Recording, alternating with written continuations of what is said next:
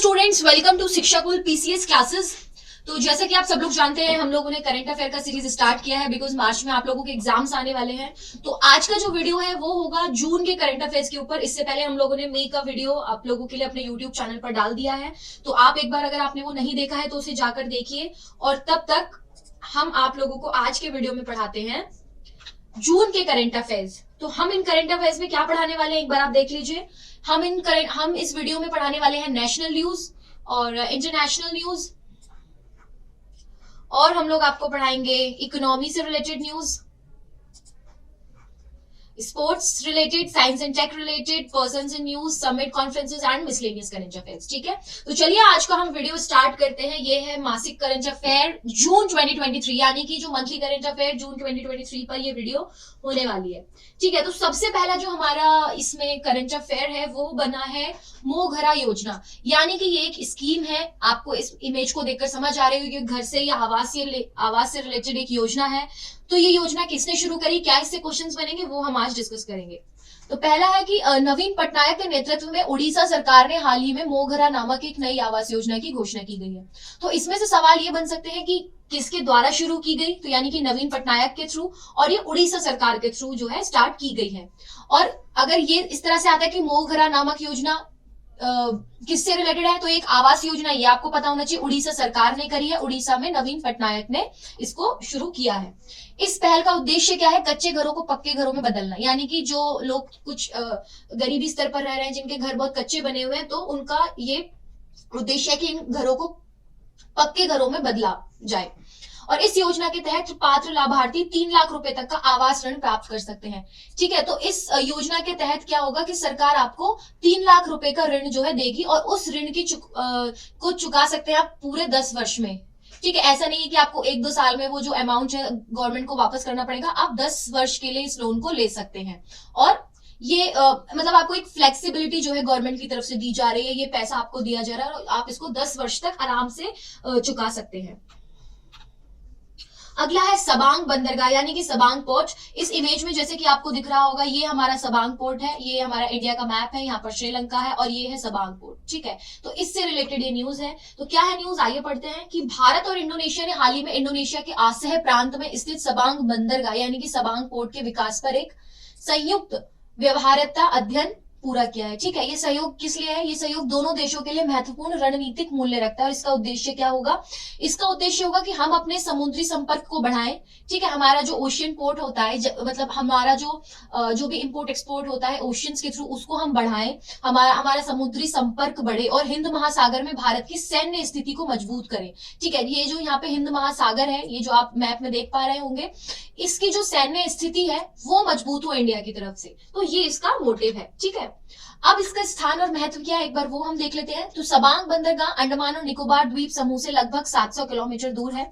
अगर आपने मैप पर अंडमान और निकोबार आइलैंड देखा होगा, तो ये जो सबांग पोर्ट है ये उससे 700 किलोमीटर केवल दूर है। ठीक है, इसकी भौगोलिक स्थिति क्या है, इसकी भौगोलिक स्थिति भारत को मलक्का जलडमरू मध्य तक आसान पहुंच प्रदान करती है। मलक्का स्ट्रेट तक जो है एक इसका वे जो होता है वो बहुत इजिली रीचेबल हो जाता है।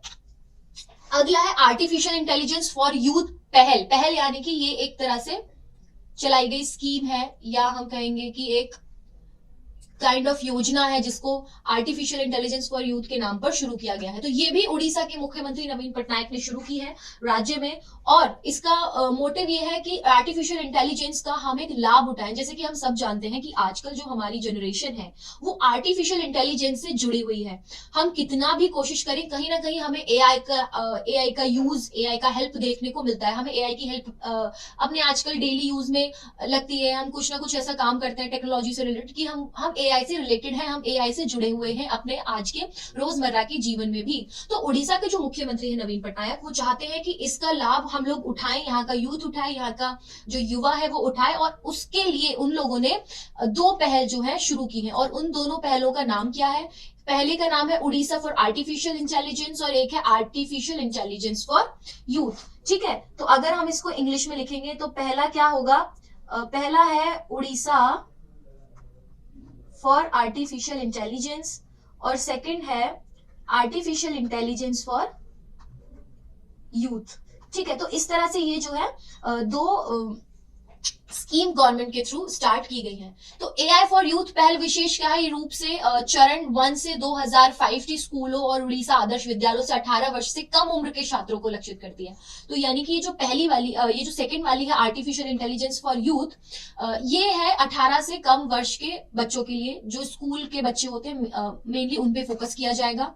और ओडिशा फॉर एआई जो हमारा पहला वाला ये इसमें स्कीम है, पहल है, इसका क्या है कि पाठ्यक्रम इंटेल द्वारा अपने ऐप या साइट पर पेश किया जाएगा। इसका जो पाठ्यक्रम होगा वो इंटेल की जो कंपनी है उसके द्वारा ये लोग अपने वेबसाइट पर डालेंगे। और 4 घंटे के इस निःशुल्क कोर्स का उद्देश्य, यानी कि 4 घंटे का कोर्स वर्क आप लोगों के लिए बनाया जाएगा। और उसका उद्देश्य क्या होगा कि भुवनेश्वर, कटक और पुरी के निवासी जो है वो एआई के मूल सिद्धांतों के बारे में शिक्षित हो पाए। ठीक है, यानी कि जो एआई से रिलेटेड जो बेसिक एजुकेशन होती है वो वहां के लोगों को मिल पाए। इसलिए ये 4 घंटे का जो कोर्स है ये इंटेल द्वारा बनाया गया है और इनके वेबसाइट पर डाला जाएगा।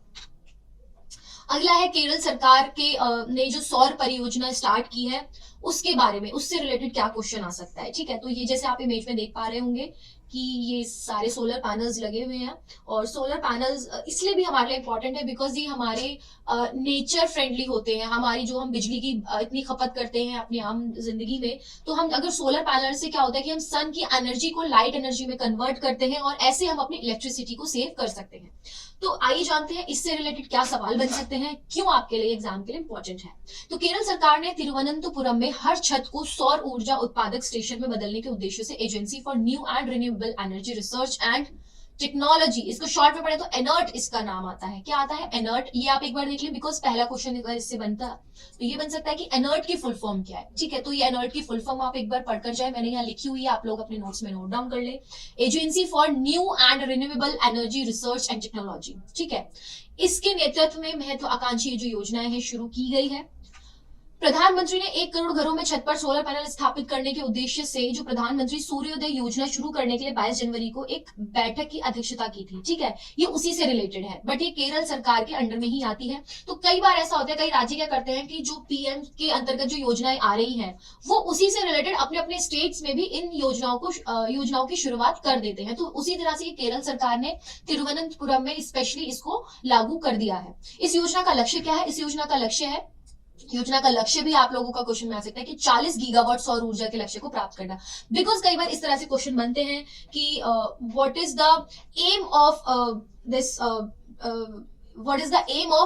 दिस स्कीम और दिस योजना, इस तरह से क्वेश्चन आ सकते हैं कि कितना गीगावाट एनर्जी जो है वो गवर्नमेंट सेव करना चाहती है बाय दिस ईयर, या जो भी उनका लक्ष्य है जिस भी टाइम पीरियड तक। तो कई बार इस तरह से क्वेश्चन आ सकता है कि 25 गीगावाट, 30 गीगावाट, 40 गीगावाट, 50 गीगावाट। तो आपको जो टिक करना है वो 40 गीगावाट पे करना है। इस तरह से क्वेश्चन बन जाते हैं।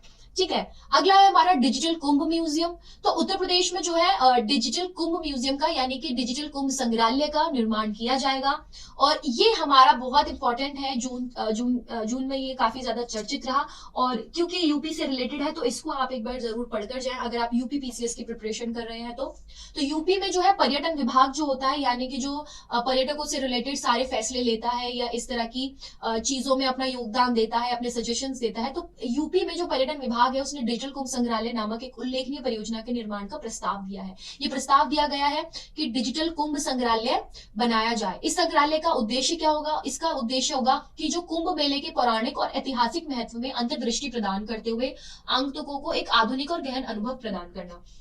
यानी कि जैसे कि हम सब लोग जानते हैं कि जो कुंभ का मेला होता है, जैसे कि आपको इसके नाम से पता चल रहा होगा, कुंभ का जो मेला होता है ना वो बहुत इंपॉर्टेंट है यूपी के लिए। यानी कि एक वो बड़े लेवल पर लोग जो है यहाँ पर ट्रैवल करते हैं, यहाँ के कुंभ को देखते हैं, कई लोग इसके महत्व को जानते हैं। तो हम जो यूपी के जो ये पर्यटन विभाग है वो चाहता है कि इस मेले की जो पौराणिक गाथाएं हैं, इसका जो ऐतिहासिक महत्व है वो इस म्यूजियम के थ्रू हर जने को पता चले, लोग यहाँ पर विजिट करें, उनको इसकी पूरी हिस्ट्री पता चले, इसकी इंपॉर्टेंस पता चले। तो बेसिकली इसका जो पर्पस है वो यही है। ठीक है, इस म्यूजियम के द्वारा प्रयागराज में संगम स्नान के साथ ही अक्षयवट, द्वादश माधव और भारद्वाज मुनि आश्रम, या ये जो नाम लिखे हैं बेसिकली इन्हीं को डिजिटल फॉर्मेट में इनकी जो एजुकेशन है या इनसे रिलेटेड जो हिस्ट्री है वो लोगों को बताना है। जितने भी मैंने यहाँ नाम लिखे हुए हैं, जैसे कि ये श्रृंगवेरपुर धाम, रामबन गमन, ठीक है। तो दर्शन के लिए जितने भी तीर्थ यात्री आए या श्रद्धालु आए, वो पर्यटक जो भी आए, वो भारतीय संस्कृति की गौरव गाथा को डिजिटल फॉर्मेट में प्रदर्शित किया जाए,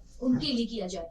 तो जैसे कि हम सब लोग जानते हैं कि लोग पर्यटक विजिट करते हैं, जैसे कि अक्षरधाम में भी अगर आपने विजिट किया होगा तो वहां पर हम देखते हैं कि कई बार एक स्क्रीन पर इस तरह से मूवीज चलाई जाती हैं, वो आधे घंटे की मूवीज होती है या 1 घंटे की मूवीज होती है, जिसमें हमें ये पता चलता है कि इससे रिलेटेड हमारी हिस्ट्री क्या है, क्यों ये हमारे कल्चर के लिए इंपॉर्टेंट है। तो इसको उसी फॉर्मेट में यहाँ पर लोगों को प्रस्तुत किया जाएगा।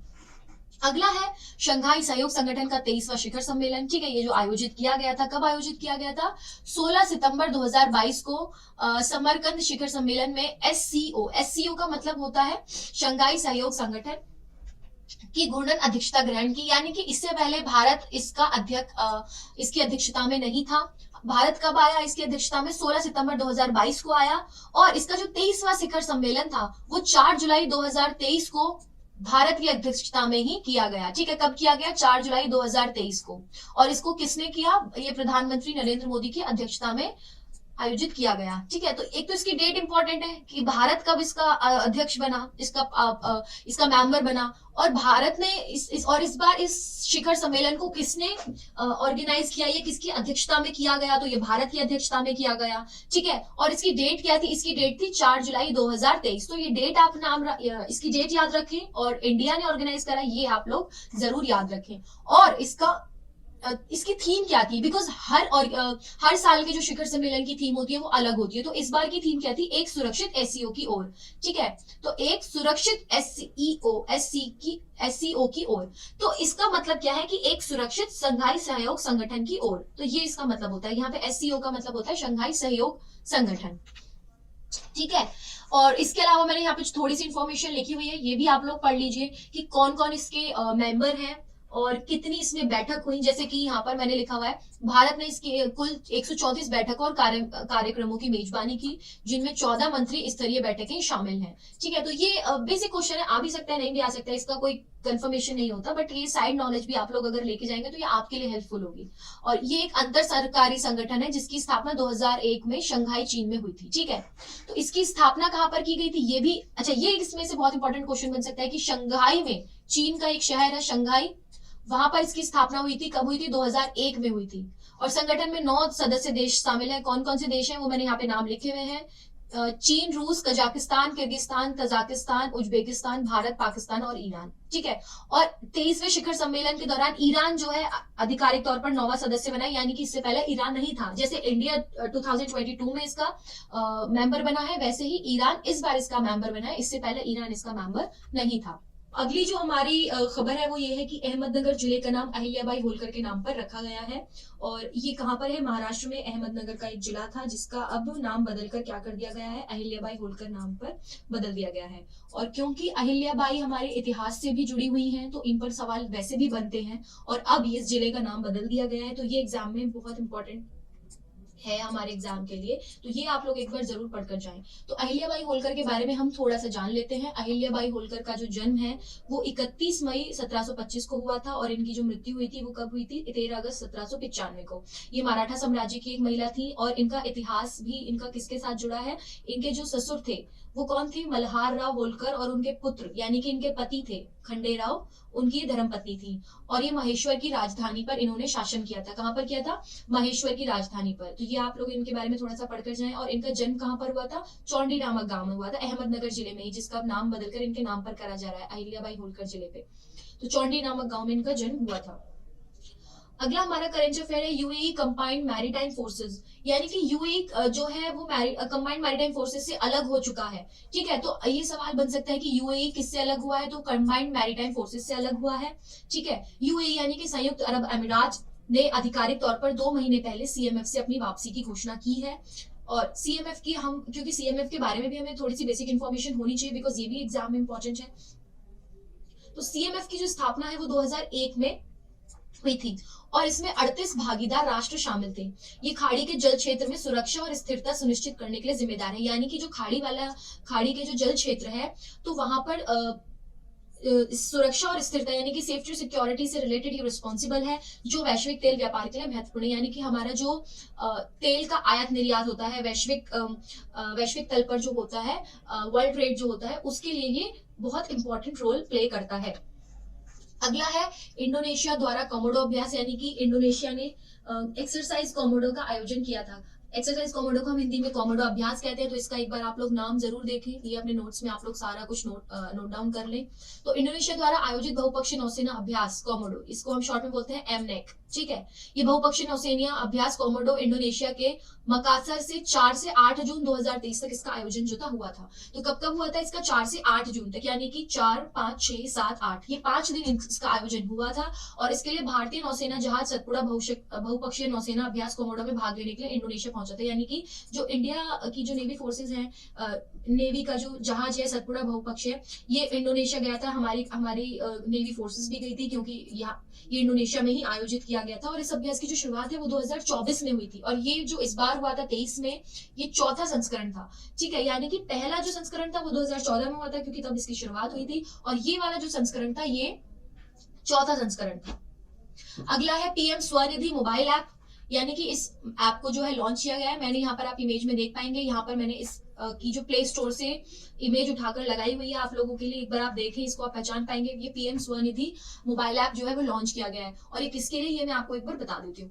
तो जो सरकार ने रेडी पटरी वाले जो लोग होते हैं, जो अपना साइड में स्ट्रीट वेंडर्स होते हैं, जो अपना बिजनेस करते हैं, कोई भी सामान बेचने का, या छोटे छोटे सामान जो बेचते हैं, जो खिलौने, मिट्टी के बर्तन, या कुछ छोटे कपड़े जैसे कि कुछ मोजे, रुमाल, या इस तरह से जो छोटे छोटे सामान बेचते हैं, या कोई सब्जी बेच रहे हैं, या कोई फल बेच रहे हैं, जो रेडी पटरी वाले लोग होते हैं, बेसिकली ये ऐप उन लोगों के लिए। बिकॉज इस ऐप से क्या होने वाला है, इस ऐप से उनका एक जो लोन का प्रोसेस है, ये जो पूरी क्रिया है, ये जो है थोड़ी सी आसान हो जाएगी। ऋण आवेदन प्रक्रिया जो है वो आसान हो जाएगी। ऋण आवेदन प्रक्रिया को आसान बनाने के लिए विशेष रूप से डिजाइन किए गए मोबाइल ऐप का अनावरण है, ठीक है। अब हम जानते हैं कि पीएम स्वनिधि योजना है क्या। तो बेसिकली जो योजना है ये 1 जून 2020 को ही लॉन्च हो गई थी, लेकिन इसके लिए जो ऐप है, ये ऐप 2023 के जून में लॉन्च किया गया है। तो है किसके लिए? जो कोविड-19 महामारी जो हुई थी, तो उस टाइम कुछ ऐसे लोग थे जो बुरी तरह प्रभावित हो गए थे, और वो अपने व्यवसायों को शुरू नहीं कर पा रहे थे, क्योंकि पैंडेमिक था, लोग एक दूसरे से दूर रह रहे थे, और इनकी जो दुकानें थी, इनकी जो रेडी थी, लोग वहां आ नहीं रहे थे, या किसी कारणवश इन्होंने बंद कर दिया था, अपने गांव चले गए। तो इनका जो छोटा सा बिजनेस था, छोटा सा जो काम था, वो पूरी तरह बंद हो चुका था, और उसको दोबारा शुरू करने के लिए ये योजना जो है चालू की गई थी, ठीक है। तो इसका उद्देश्य यह है कि वो लोग अपना एक ऋण जो है ले पाए, और बिना किसी गारंटी के कार्यशील पूंजी ऋण की सुविधा जो है इनको प्रदान हो। यानी कि सरकार ऐसी कोई गारंटी नहीं लेने वाली है आपको कि आप कब तक इसको पे करेंगे गवर्नमेंट को, वो आप लोग एक किसी भी समय सीमा में आप लोगों को ये जो है वापस गवर्नमेंट को देना पड़ेगा। लेकिन इसमें जो इसका जो प्रोसेस है वो बहुत इजी कर दिया गया है गवर्नमेंट ने आप लोगों के लिए, या उन लोगों के लिए जो भी इस तक अपने इस व्यवसाय को शुरू करना चाह रहे हैं, जो कोविड-19 में बुरी तरह से प्रभावित हो गए थे, ठीक है। तो इसकी 1-2 डेट आप याद रखें कि कभी स्वनिधि योजना आई थी और ये ऐप लॉन्च आया है, ठीक है। तो स्वनिधि का अगर हम पढ़ें कि स्वनिधि का मतलब क्या होता है, तो ये होता है स्ट्रीट वेंडर निधि, ठीक है। ये होता है इसका मतलब स्ट्रीट वेंडर आत्मनिर्भर निधि। तो स्ट्रीट वेंडर आत्मनिर्भर निधि, ये इसका मतलब होता है, फुल फॉर्म होती है। चलिए हम आगे बढ़ते हैं। आगे अगला है महाराष्ट्र सरकार ने जो शुरू किया है नमो शेतकारी महासमन योजना। तो जैसे कि आप लोगों को यहाँ पे इमेज में दिख रहा होगा, हमने किसान की फोटो लगाई हुई है, और आपको इसके नाम से पता चल रहा होगा कि किसानों से रिलेटेड एक निधि योजना है, ठीक है।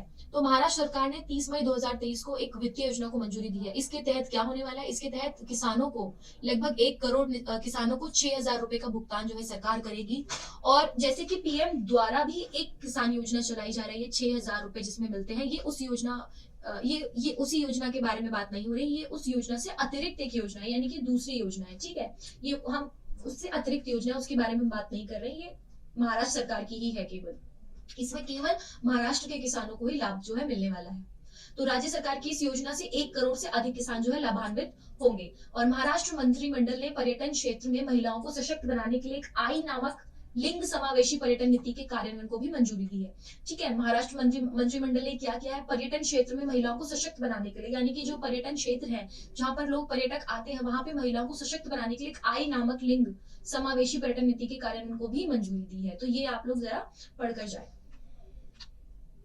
अगला है संस्कृत की जो विद्वान वेद कुमारी घई का जो है निधन हुआ था। ये निधन हुआ था 30 मई 2023 को, और ये पूरे जून में काफी ज्यादा चर्चित रही। और ये क्यों हमारे लिए इंपॉर्टेंट है, क्योंकि इनको पद्मश्री से भी नवाजा जा चुका है, जो कि हमारा भारत का चौथा सर्वोच्च नागरिक सम्मान जो है देखिए, चौथा सर्वोच्च नागरिक पुरस्कार पद्मश्री से भी इनको नवाजा जा चुका है 2001 में। ठीक है, तो इनकी जो मृत्यु हुई वो 91 वर्ष में हुई, 30 मई 2023 को इनकी मृत्यु हुई है। और उनका जन्म कब हुआ था? 1931 में जम्मू में हुआ था। इन्होंने संस्कृत में काफी ज्यादा काम किया है, संस्कृत से रिलेटेड इन्होंने काफी सारी किताबें, नॉवेल्स वगैरह इन्होंने लिखे हैं। तो थोड़ा सा इनके बारे में जान लेते हैं। तो घई को 1991 में उनकी पुस्तक संस्कृत भाषा के लिए साहित्य अकादमी पुरस्कार भी प्रदान किया गया था। यानी कि 1991 में इनकी जो एक बुक थी संस्कृत भाषा, उस पुस्तक का नाम था संस्कृत भाषा, उसके लिए इनको 1991 में साहित्य अकादमी पुरस्कार भी मिला। ये अपने आप में एक बहुत बड़ी बात है। और घई 1991 में अपनी सेवानिवृत्ति तक जम्मू विश्वविद्यालय के संस्कृत विभाग की प्रमुख थी। ठीक है, तो ये संस्कृत विभाग की जो है वहां पर हेड ऑफ द डिपार्टमेंट थी। और वेद कुमारी ने 1966 से 1967 और 1978 से 80 में भारतीय अध्ययन संस्थान कोपेनहेगन विश्वविद्यालय डेनमार्क में पाणिनि के संस्कृत व्याकरण और साहित्य को भी पढ़ाई। पाणिनि को पढ़ाना अपने आप में एक बहुत बड़ी बात है, क्योंकि इनके ऊपर इतनी किताबें हैं, इनको लोग दार्शनिक तौर पर जो है पढ़ते हैं। तो इन सब के बारे में जो है इन्होंने इन विश्वविद्यालयों में पढ़ाया है। तो ये इनके बारे में छोटा सा इंट्रोडक्शन है, सो दैट कि आप लोग पढ़ें और आप लोगों को इम्पोर्टेंट, आप लोगों को याद रहे। अगर आपके एग्जाम में आता है तो आप इसको पूरी तरह से पढ़ा पाए। ठीक है, अगला है डॉक्टर विजय डड्डा द्वारा लिखी ये रिंग साइड नामक का विमोचन। यानी कि डॉक्टर विजय डड्डा ने एक बुक लिखी है, उसका नाम है रिंग साइड, और उसका जो है विमोचन किया गया। इसका विमोचन किसके द्वारा किया गया? इसका विमोचन डॉक्टर शशि थरूर द्वारा किया गया। तो इसका विमोचन कब हुआ? 30 मई 2023 को हुआ। और क्योंकि ये जो इस बुक का जो नाम है और इसके जो लेखक हैं डॉक्टर विजय डड्डा, ये सबसे ज्यादा इंपॉर्टेंट है। तो पहला कि इस बुक का नाम क्या है, रिंग साइड, ये आप लोग एक बार याद रखें। और इसको लिखा किसने है? विजय डड्डा ने लिखा है। तो ये जो दोनों चीजें हैं ये आप लोग जरूर याद रखें। ठीक है, तो रिंग साइड जो है वो लोकमत मीडिया ग्रुप के समाचार पत्रों और अन्य प्रमुख राष्ट्रीय और क्षेत्रीय दैनिक समाचार पत्रों में 2011 और 16 के बीच प्रकाशित डॉक्टर डड्डा के साप्ताहिक लेखों का संकलन है। ठीक है, तो ये आप लोग थोड़ा सा जरूर पढ़कर जाएं। और विजय डड्डा के बारे में यहाँ पे एक लाइन मैंने लिखी हुई है कि डॉक्टर विजय डड्डा जो है वो लोकमत मीडिया ग्रुप एडिटोरियल बोर्ड के अध्यक्ष और पूर्व सांसद हैं। अगर इनके बारे में आपको थोड़ा सा जानना है तो वो भी मैंने लिखा हुआ है। अगली खबर की या अगले करेंट अफेयर की ओर अगर हम बढ़े तो अमरेंदु प्रकाश को जो है वो सेल के नए अध्यक्ष बन चुके हैं, या उनको सेल का नया अध्यक्ष बना दिया गया है। तो अमरेंदु प्रकाश ने कब इसको ज्वाइन किया? 31 मई 2023 को। ठीक है, सेल की एक बार तो आप फुल फॉर्म जरूर याद रखें, steel authority of India limited. तो यहाँ पर मैं एक बार लिख देती हूँ अंग्रेजी में, steel authority of India limited. ठीक है, तो इसकी जो शॉर्ट फुल फॉर्म है वो एक बार आप लोग पढ़कर जाइए। और इनको यहाँ का अध्यक्ष बनाया गया। इससे पहले जो इस स्थान पर थे उनका नाम था सोमा मॉन्डल। ठीक है, इससे पहले थे सोमा मॉन्डल, और जो 30 अप्रैल 2023 को पद से सेवानिवृत्त हुए, यानी कि 30 अप्रैल को उनको हटाया गया। और अमरेंदु प्रकाश को 31 मई को यहाँ पर इस स्थान पर जो इनको अध्यक्ष बना दिया गया। इससे पहले अमरेंदु प्रकाश जो थे सेल की बोकारो इस्पात योजना के निदेशक प्रभारी थे। ठीक है, क्या थे? ये सेल में ही थे बट दूसरे डिपार्टमेंट में, दूसरी पोजीशन में इस तरह से ये वर्क यहाँ पे कर रहे थे। थोड़ा सा सेल के बारे में पढ़ लेते हैं कि सेल क्या है। तो ये भारत की सबसे बड़ी स्टील बनाने वाली जो कंपनियां है उनमें से एक है। और इसकी स्थापना कब हुई थी? इसकी स्थापना 19 जनवरी 1954 को हुई थी। और इसका मुख्यालय कहाँ? इसका मुख्यालय दिल्ली में है। बिकॉज इस तरह से क्वेश्चन आ सकते हैं कि where is the headquarter of SAIL is located और सिचुएटेड। ठीक है, और when was the SAIL company found, तो इस तरह से क्वेश्चन बन सकता है। तो ये जरूर आप पढ़कर जाएं। तो सेल को, यहाँ पे सेल का मतलब है SAIL। ये सेल का मतलब यहाँ बेचने वाला नहीं है, जहाँ पे भी हिंदी में सेल लिखा हुआ है। सेल का मतलब है ये steel authority of India limited. तो सेल को देश में इस्पात के विकास और उत्पादन को बढ़ावा देने के उद्देश्य से इस्पात मंत्रालय इस्पात मंत्रालय बेसिकली स्टील के प्रोडक्शन से रिलेटेड वर्क करता है। तो उद्देश्य से इस्पात मंत्रालय भारत सरकार के तहत एक सार्वजनिक क्षेत्र के उपक्रम यानी कि PSU के रूप में बनाया गया था। ठीक है, तो मैंने आपको सेल के बारे में थोड़ी सी इन्फॉर्मेशन दे दी है। आप लोग इस वीडियो को पॉज करके इसका स्क्रीनशॉट ले सकते हैं, और जो भी आपके इंपॉर्टेंट इन्फॉर्मेशन लगे वो आप डेफिनेटली अपने नोट्स में नोट डाउन कीजिए। अगला है, भारत ने पाकिस्तान को हराकर पुरुष एशिया जूनियर कप हॉकी जीता। तो भारत ने 1 जून 2023 को ओमान के सालालाह में पुरुष जूनियर एशिया कप हॉकी में पाकिस्तान को 2-1 रन से हराया है। और भारत ने चौथी बार एशिया कप जीता है। और इससे पहले भारत कब कब जीता है, 2004, 2008, 2015 में भारत ने एशिया का जूनियर कप जीता है। और पाकिस्तान ने कब कब जीता है, 1988, 1992 और 1996। तो ये आपका एक क्रोनोलॉजी ऑर्डर में आ सकता है कि इंडिया ने कब कब इस एशिया जूनियर कप को जीता है, तो वो आपको पता होना चाहिए, 2004, 2008, 2015 और 2023। 1 जून 2023 को जीता है। तो या तो आप पे क्रोनोलॉजिकल ऑर्डर आ सकता है, या फिर आप पे सवाल इस तरह से बन सकता है कि 2023 में किसने एशिया जूनियर कप हॉकी जीता, ये सवाल आपका बन सकता है। या फिर ये आपको कई सारे ऐसे ईयर्स आपको दे दिए गए ऑप्शन में, और आपको ये पहचानना हो कि इसमें से कौन से ऐसे 4 साल है जिसमें इंडिया ने जीता है, और उसमें आपको 6 या 7 ऑप्शंस हो, और उसमें से आपको ये 4 जो है चूज करनी हो, जैसे कि 2008, 2004, 2015 और 2023। तो इस तरह से क्वेश्चन जो है यहाँ पे फॉर्म हो सकते हैं इससे रिलेटेड, ठीक है। अगला है अग्नि-1 बैलिस्टिक मिसाइल का सफल प्रशिक्षण प्रक्षेपण किया गया। तो भारत ने 1 जून 2023 को उड़ीसा के एपीजे अब्दुल कलाम द्वीप से सामरिक बल कमान से एक मध्यम दूरी की बैलिस्टिक मिसाइल अग्नि-1 का सफल प्रशिक्षण प्रक्षेपण किया। तो 1 जून 2023 को कहां पर, उड़ीसा के एपीजे अब्दुल कलाम द्वीप से, ठीक है। तो पहले तो आप डेट याद रखें, 1 जून 2023, और इसका लोकेशन क्या है, एपीजे अब्दुल कलाम द्वीप, ये आप लोग याद रखें। और मिसाइल क्या है, अग्नि-1, ठीक है। मिसाइल का नाम है बैलिस्टिक मिसाइल अग्नि-1, इसका सफल प्रशिक्षण यानी कि इसको लॉन्च किया गया। तो ये आप लोग जो 2-3 पॉइंट्स हैं ये याद रखें, क्योंकि क्वेश्चन बन सकता है कि कब लॉन्च किया गया, तो 1 जून 2023, या जगह पूछी जा सकती है कि कहां पर हुआ, तो एपीजे अब्दुल कलाम द्वीप, ठीक है। और अग्नि-1 ये इसका नाम है, बैलिस्टिक मिसाइल अग्नि-1, ठीक। तो अग्नि-1 मिसाइल बहुत ऊंचाई से लक्ष्य को भेदने में सक्षम है। मैंने यहाँ पे थोड़ी सी इंफॉर्मेशन यहाँ पे लिखी हुई है, जिससे क्वेश्चन तो नहीं बनेगा, बट ये आपके लिए इंपॉर्टेंट हो सकता है, ठीक है। अग्नि, ये जो एक लास्ट में मैंने पॉइंट लिखा है ये बहुत इंपॉर्टेंट है, एक बार आप लोग जरूर देखें। तो अग्नि प्रथम भारतीय सशस्त्र बलों में शामिल पहला और एकमात्र ठोस इंजन आधारित मिसाइल है, ठीक है। तो अग्नि-1 जो है वो भारतीय सशस्त्र बलों में शामिल होने वाली पहली और एकमात्र ठोस इंजन आधारित मिसाइल है, ठीक है। ये जरूर इंपॉर्टेंट है, बिकॉज ये अपने आप में इसको महत्व बनाता है, इसलिए यहाँ पर हम अग्नि-1 को इंपॉर्टेंस देते हैं। और जब कोई चीज इंपॉर्टेंट हो जाती है तो उससे क्वेश्चंस बनना काफी ज्यादा प्रोबेबिलिटी अपने आप में रखता है कि इससे क्वेश्चन बन सकता है। थोड़ा सा हम इसके बारे में पढ़ लेते हैं। यहाँ पे मैंने थोड़ी सी इंफॉर्मेशन रखी है, थोड़े से इससे फैक्ट्स हैं, फिगर्स हैं। तो देश में ही ये निर्मित हुई है, ये 15 मीटर लंबी और 12 टन वजन का ये प्रक्षेपास्त्र 1000 किलो भार के परमाणु आयुध ले जाने में भी सक्षम है। दिसंबर 2022 में भारत ने परमाणु सक्षम बैलिस्टिक मिसाइल अग्नि-5 का सफलतापूर्वक परीक्षण किया था, जो 5000 किलोमीटर तक के लक्ष्य को भेद सकती है, ठीक है। अग्नि-1 से अग्नि-4 की जो मिसाइल है उनकी जो रेंज है वो 700 किलोमीटर से 3500 किलोमीटर तक है, और उन्हें पहले ही तैनात किया जा चुका है, ठीक है। तो ये थोड़ी सी इंफॉर्मेशन है, ये भी आप लोग एक बार देख लें। एडगर रिंकेविक्स लातविया के नए राष्ट्रपति, ठीक है। तो एक तो ये नाम आप याद रखें, एडगर रिंकेविक्स, और ये कहाँ के इनको नया राष्ट्रपति बनाया गया है, इन्हें लातविया का राष्ट्रपति बनाया गया है। कब बनाया गया है, इन्हें 31 मई 2023 का। तो थोड़ा सा लातविया के बारे में पढ़ लेते हैं। लातविया जो एक बाल्टिक देश है, ठीक है, इसके पूर्व में रूस, उत्तर में एस्टोनिया और दक्षिण में लिथुआनिया की सीमाएं पर ये जो देश है ये अवस्थित है, ठीक है। लातविया 2004 से नाटो और यूरोपीय संघ का सदस्य रहा है, यानी कि नाटो और यूरोपीय संघ का जो है सदस्य भी रहा है 2004 से, और इसका जो कुल क्षेत्रफल है वो लगभग 64,000 वर्ग किलोमीटर है, ठीक है। तो ये आप इसमें सिर्फ एक ही क्वेश्चन बन सकता है कि लातविया के नए राष्ट्रपति कौन है, या फिर एडगर रिंकेविक्स कहाँ के नए राष्ट्रपति हैं, ठीक है। तो ये बस इसमें से एक क्वेश्चन बन सकता है, इसलिए मैंने इसको यहाँ पर डाला हुआ है, बिकॉज ये इंटरनेशनल टॉपिक है, शायद अपने आप में इंपॉर्टेंट हो और आपके एग्जाम में आ जाए। तो आई होप अगर आप इसको पढ़कर जाते हैं और आपको ये याद रहता है तो आप इसको अच्छे से कर पाएंगे। अराकू कॉफी और काली मिर्च का जैविक प्रमाणीकरण, ठीक है।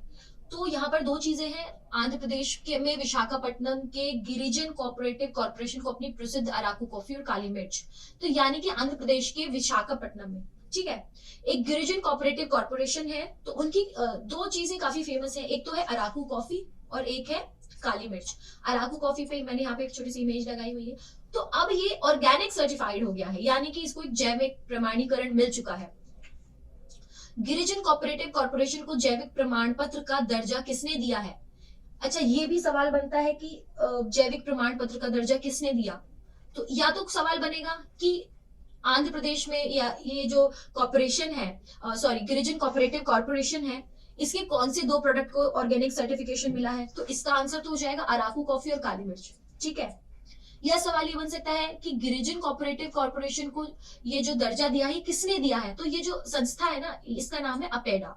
अपेडा की यहाँ पर फुल फॉर्म है कृषि और प्रसंस्कृत खाद्य उत्पाद निर्यात विकास प्राधिकरण। ठीक है, ये सवाल बन सकता है। या फिर सवाल में ये पूछा जा सकता है कि ये किस कॉर्पोरेशन के अंतर्गत आती है अराकू कॉफी और काली मिर्च, जिनको हाल ही में जैविक प्रमाणिकता मिली है, तो इसका आंसर हो जाएगा गिरिजन कोऑपरेटिव कॉर्पोरेशन। तो इस तरह से क्वेश्चंस जो है बन सकते हैं, आप इनको जरूर पढ़कर जाइए। अगर हम थोड़ा सा अपेडा के बारे में पढ़ें कि अपेडा क्या है, तो अपेडा जो है एक भारतीय शीर्ष निर्यात व्यापार संवर्धन सक्रिय सरकारी निकाय है। ये बेसिकली गवर्नमेंट ऑर्गेनाइजेशन है। ये ताजी सब्जियों और फलों के निर्यात को बढ़ावा देने वाली प्रमुख संस्था है। यानी कि हम अब ज्यादा से ज्यादा प्रोडक्शन करें अपने ताजी फलों का, सब्जियों का, और उनका निर्यात करें, तो उसी को लेकर ये जो है वर्क करती है ये जो ऑर्गेनाइजेशन है। और ये कृषि निर्यात के लिए गुणवत्ता, जैसे कि पैकेजिंग वाली चीजों के लिए या हमारी ऑर्गेनिक चीजों के लिए, सब्जियों के लिए, फलों के लिए, बेसिकली उसी पे काम करती है, उसी पे अपने कुछ नियम लागू करती है और उसकी विशिष्टताओं को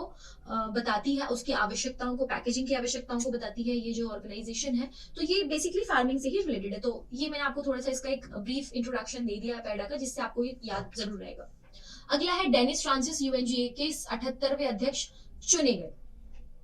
ठीक है, तो त्रिनिदाद और टोबैको के जो राजदूत हैं, वहां के हेड हैं डेनिस फ्रांसिस, इनको जो है 1 जून 2023 को संयुक्त राष्ट्र महासभा के अगले अध्यक्ष के रूप में चुना गया है। और फ्रांसिस हंगरी की सिबाबा कोरोसी की जगह लेंगे।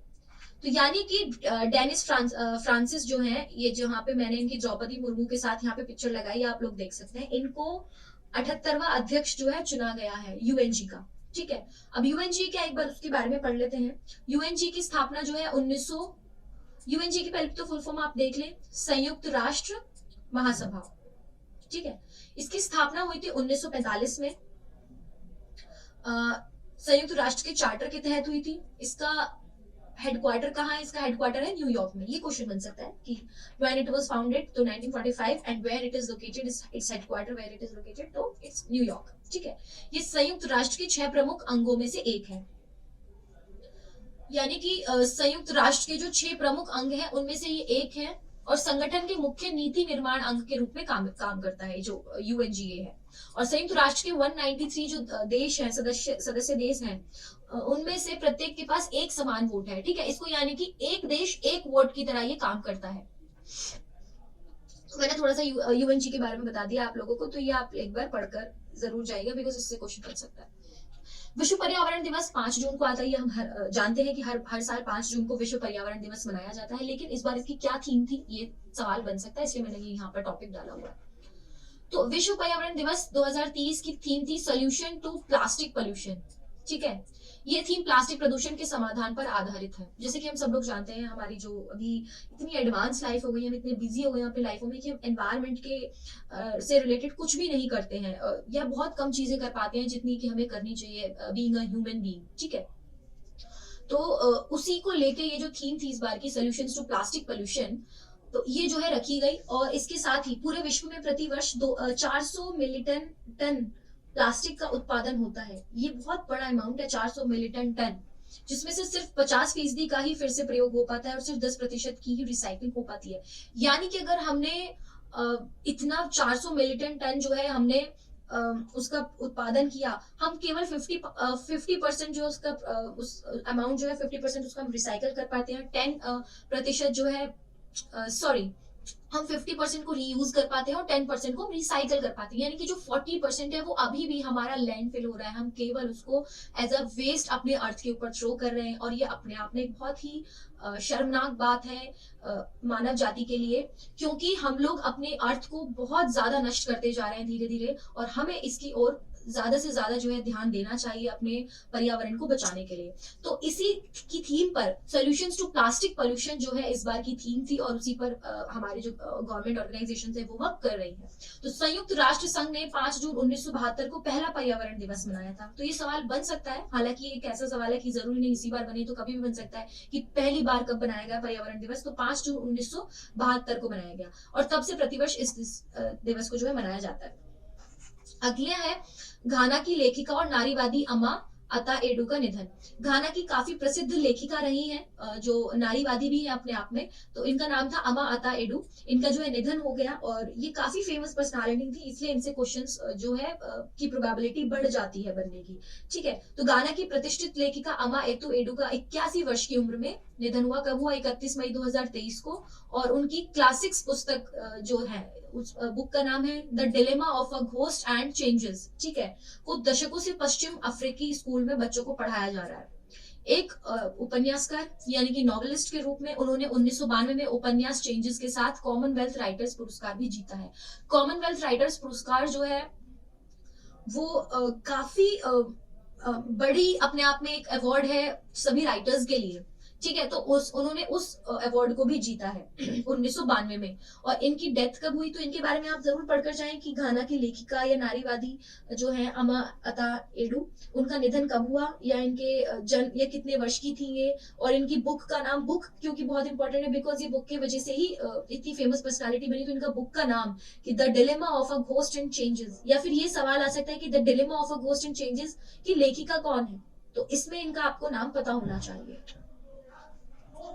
अगला है संयुक्त राष्ट्र सुरक्षा परिषद के 5 नए अस्थायी सदस्य। ठीक है, तो संयुक्त राष्ट्र सुरक्षा परिषद जो है, इसके 5 जो है नए अस्थायी सदस्य बनाए गए। तो अल्जीरिया, गुयाना, कोरिया गणराज्य, सिएरा लियोन और स्लोवेनिया को 6 जून 2023 को 2 वर्ष के कार्यकाल के लिए संयुक्त राष्ट्र सुरक्षा परिषद का अस्थायी सदस्य चुना गया है। तो किन 6 देशों को चुना गया है, ये मैंने यहाँ पर फर्स्ट लाइन में इनके नाम लिख दिए हैं। अल्जीरिया, गुयाना, कोरिया गणराज्य, सिएरा लियोन और स्लोवेनिया। ठीक है, तो इन 6 देशों में जो क्वेश्चन बन सकता है, तो या तो आपको एक फॉल्स नेम देके पूछ ले कि इसमें से कौन सा देश नहीं है, नया जो राज्य बना, सदस्य बने, इनमें से कौन सा एक देश नहीं बना है, या फिर आपको 6-7 नाम दे दे और बोले कि इसमें से 5 को, आप सही 5 को चुने। ये सवाल जो है आपके बन सकते हैं। या फिर ये सवाल बन सकता है कि जो अभी 5 नए अस्थायी सदस्य बने हैं संयुक्त राष्ट्र सुरक्षा परिषद के लिए, उनका कार्यकाल कितना है, तो उनका जो कार्यकाल है वो 2 वर्ष है। तो ये जो क्वेश्चन है इस तरह से फॉर्म जो हो सकते हैं इसमें से, तो ये आप लोग पढ़कर जाए। संयुक्त राष्ट्र सुरक्षा परिषद यानी कि यूएनएससी के बारे में मैं थोड़ा सा आपको बता देती हूँ। इसकी स्थापना हुई थी 1945 में, संयुक्त राष्ट्र चार्टर के द्वारा ही हुई थी। जैसे कि अभी हमने इससे पहले भी पढ़ा था, ये हमने पढ़ा था यूएनजीए की भी जो हुई थी 1945 में हुई थी, संयुक्त राष्ट्र चार्टर के द्वारा ही हुई थी। और इसकी भी 1945 में हुई थी, संयुक्त राष्ट्र चार्टर के द्वारा ही हुई थी। ठीक है, ये संयुक्त राष्ट्र के 6 प्रमुख अंगों में से एक है। और संयुक्त राष्ट्र के अन्य 5 जो अंग हैं, जैसे कि हमने अभी पढ़ा था यूएनजीए, संयुक्त राष्ट्र महासभा और ट्रस्टीशिप काउंसिल, आर्थिक और सामाजिक परिषद, अंतरराष्ट्रीय न्यायालय और सचिवालय। और 5 स्थायी सदस्य कौन है? चीन, फ्रांस, रूस, यूनाइटेड किंगडम और संयुक्त राज्य अमेरिका यानी कि यूएसए। ठीक है, इसके 5 स्थायी सदस्य हैं, ये आप लोग एक बार पढ़ लें, ये भी क्वेश्चन बन सकता है। और ये बहुत फॉरएवर क्वेश्चन है कि 5 स्थायी सदस्य कौन से हैं, तो वो आप लोग याद रखें। चीन है, फ्रांस है, रूस है, यूनाइटेड किंगडम है और यूएसए है। यूक्रेन का खाकोवका बांध ध्वस्त हो चुका है, तो ये 6 जून 2023 को हुआ। तो यूक्रेन ने यह आरोप लगाया कि रूस ने 6 जून 2023 को नोवा कखोवका बांध को ब्लास्ट करके उड़ा दिया। ठीक है, ये बांध यूक्रेन के खेरसोन क्षेत्र में स्थित है और इस बांध का क्षेत्र वर्तमान में रूस के कब्जे में है। तो इससे एक जो क्वेश्चन निकल कर आता है वो ये है कि काखोवका बांध कहां पर था। ठीक है, तो ये यूक्रेन के खेरसोन क्षेत्र में स्थित था और बेसिकली यही इससे क्वेश्चन बनता है, इससे ज्यादा इसमें से क्वेश्चन बनते नहीं है। और इस बांध का, या फिर ये क्वेश्चन बन सकता है कि इस बांध का क्षेत्र वर्तमान में कहां पर है, तो वो रूस के कब्जे में है, तो ये रूस का पार्ट हो गया एक तरह से। तो ये इससे क्वेश्चन निकलता है, तो ये आप लोग जरा ध्यान से पढ़ें। तो राष्ट्रपति द्रौपदी मुर्मू को भी एक अवार्ड मिला है, सूरीनाम का जो सर्वोच्च नागरिक पुरस्कार है। ठीक है, और इसका नाम क्या है? Grand order of the chain of the yellow star. इससे इनको सम्मानित किया गया है। लेकिन इस हेडलाइन से ही 2 क्वेश्चन बनते हैं। पहला क्वेश्चन कि राष्ट्रपति द्रौपदी मुर्मू को हाल ही में कहां का सर्वोच्च पुरस्कार मिला, तो सूरीनाम का सर्वोच्च पुरस्कार मिला। या फिर ये पूछा जा सकता है कि सूरीनाम का सर्वोच्च नागरिक पुरस्कार का नाम क्या है, जैसे कि हमारे यहाँ पर होता है कि हमारे यहाँ पे भारत रत्न सबसे सर्वोच्च माना जाता है, ऐसे ही ये पूछा जा सकता है कि सूरीनाम का सर्वोच्च नागरिक पुरस्कार क्या है। तो इसमें आंसर क्या आएगा कि grand order of the chain of the yellow star. यहाँ जो मैंने रेड कलर से हाईलाइट किया हुआ है आप देख सकते हैं। तो ये इसमें से 2 क्वेश्चन निकलते हैं हेडलाइन में से। ठीक है, अब मैं आपको इसके बारे में थोड़ा सा डिटेल में बताती हूँ। राष्ट्रपति मुर्मू सूरीनाम के सर्वोच्च नागरिक पुरस्कार से सम्मानित होने वाली पहली भारतीय महिला बनी है। ठीक है, अब सवाल इसमें भी बनता है कि पहली भारतीय महिला जिनको सूरीनाम का सर्वोच्च नागरिक पुरस्कार मिला हो, तो उसमें आपको कुछ ऑप्शंस दे दिए जाएंगे, कुछ फेमस इंडियन वुमेन पर्सनालिटीज के नाम होंगे और उसमें से आपको चूज करना है राष्ट्रपति मुर्मू का नाम। ठीक है, और राष्ट्रपति मुर्मू को यह पुरस्कार सूरीनाम के राष्ट्रपति किसने दिया? चंद्रिका प्रसाद संतोखी ने। तो ये तो बेसिक क्वेश्चन है, इसमें से यूजुअली नहीं बनता है, या बन सकता है कि कौन है वहां के राष्ट्रपति, तो कौन है? चंद्रिका प्रसाद संतोखी। तो the grand order of the chain of the yellow star, तो सूरीनाम ने सर्वोच्च नागरिक पुरस्कार है ये, और ये 25 नवंबर 1975 को स्थापित किया गया था। ठीक है, जिस दिन सूरीनाम नीदरलैंड में से स्वतंत्र हुआ था। तो ये जो अवार्ड है वहां का जो सर्वोच्च नागरिक पुरस्कार है, ये 25 नवंबर 1975 को स्थापित किया गया था, जिस दिन नीदरलैंड और सूरीनाम जो है आपस में अलग हुए थे। ठीक है, तो ये आपको मैंने इसमें से जो 3-4 क्वेश्चन बन रहे हैं वो आपको बता दिए। अगला है शांतनु गुप्ता का नया उपन्यास अजय टू योगी आदित्यनाथ, यानी कि शांतनु गुप्ता ने अपना नया नॉवेल लिखा है, और उस नॉवेल का नाम क्या है? अजय टू योगी आदित्यनाथ। हम सब जानते हैं कि योगी आदित्यनाथ का असली नाम अजय है, और वो पहले जब योगी नहीं थे तो उस वक्त जब वो एक क्या कहते हैं, एक योगी का जीवन नहीं जी रहे थे, तो उस टाइम इनका जो नाम था वो अजय नाम था। ठीक है, तो ये इस बुक का नाम रखा गया है, अजय टू योगी आदित्यनाथ। इससे पता चलता है कि इनकी पूरी जर्नी या इनकी पूरी लाइफ के बारे में कुछ ऐसी बातें इस बुक में, इस किताब में लिखी गई हैं, जो कि काफी इंपॉर्टेंट पार्ट है इनकी लाइफ का, योगी आदित्यनाथ की लाइफ का। ठीक है, तो ये बुक कब लिखी गई है? ये बुक लिखी गई है 5 जून 2023 को, यानी कि जिस दिन मुख्यमंत्री का 51वां जन्मदिन था, उस दिन इस बुक को जो है लॉन्च किया गया। और इसका योगी आदित्यनाथ की जीवन यात्रा पर आधारित है, अजय टू योगी आदित्यनाथ। ठीक है, इसका ये शीर्षक है।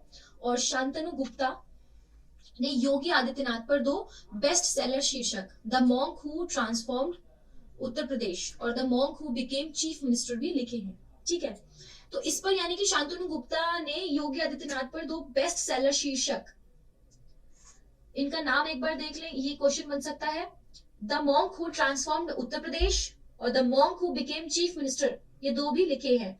ये आप लोग जरूर देखकर नाम याद करके जाए बुक्स के।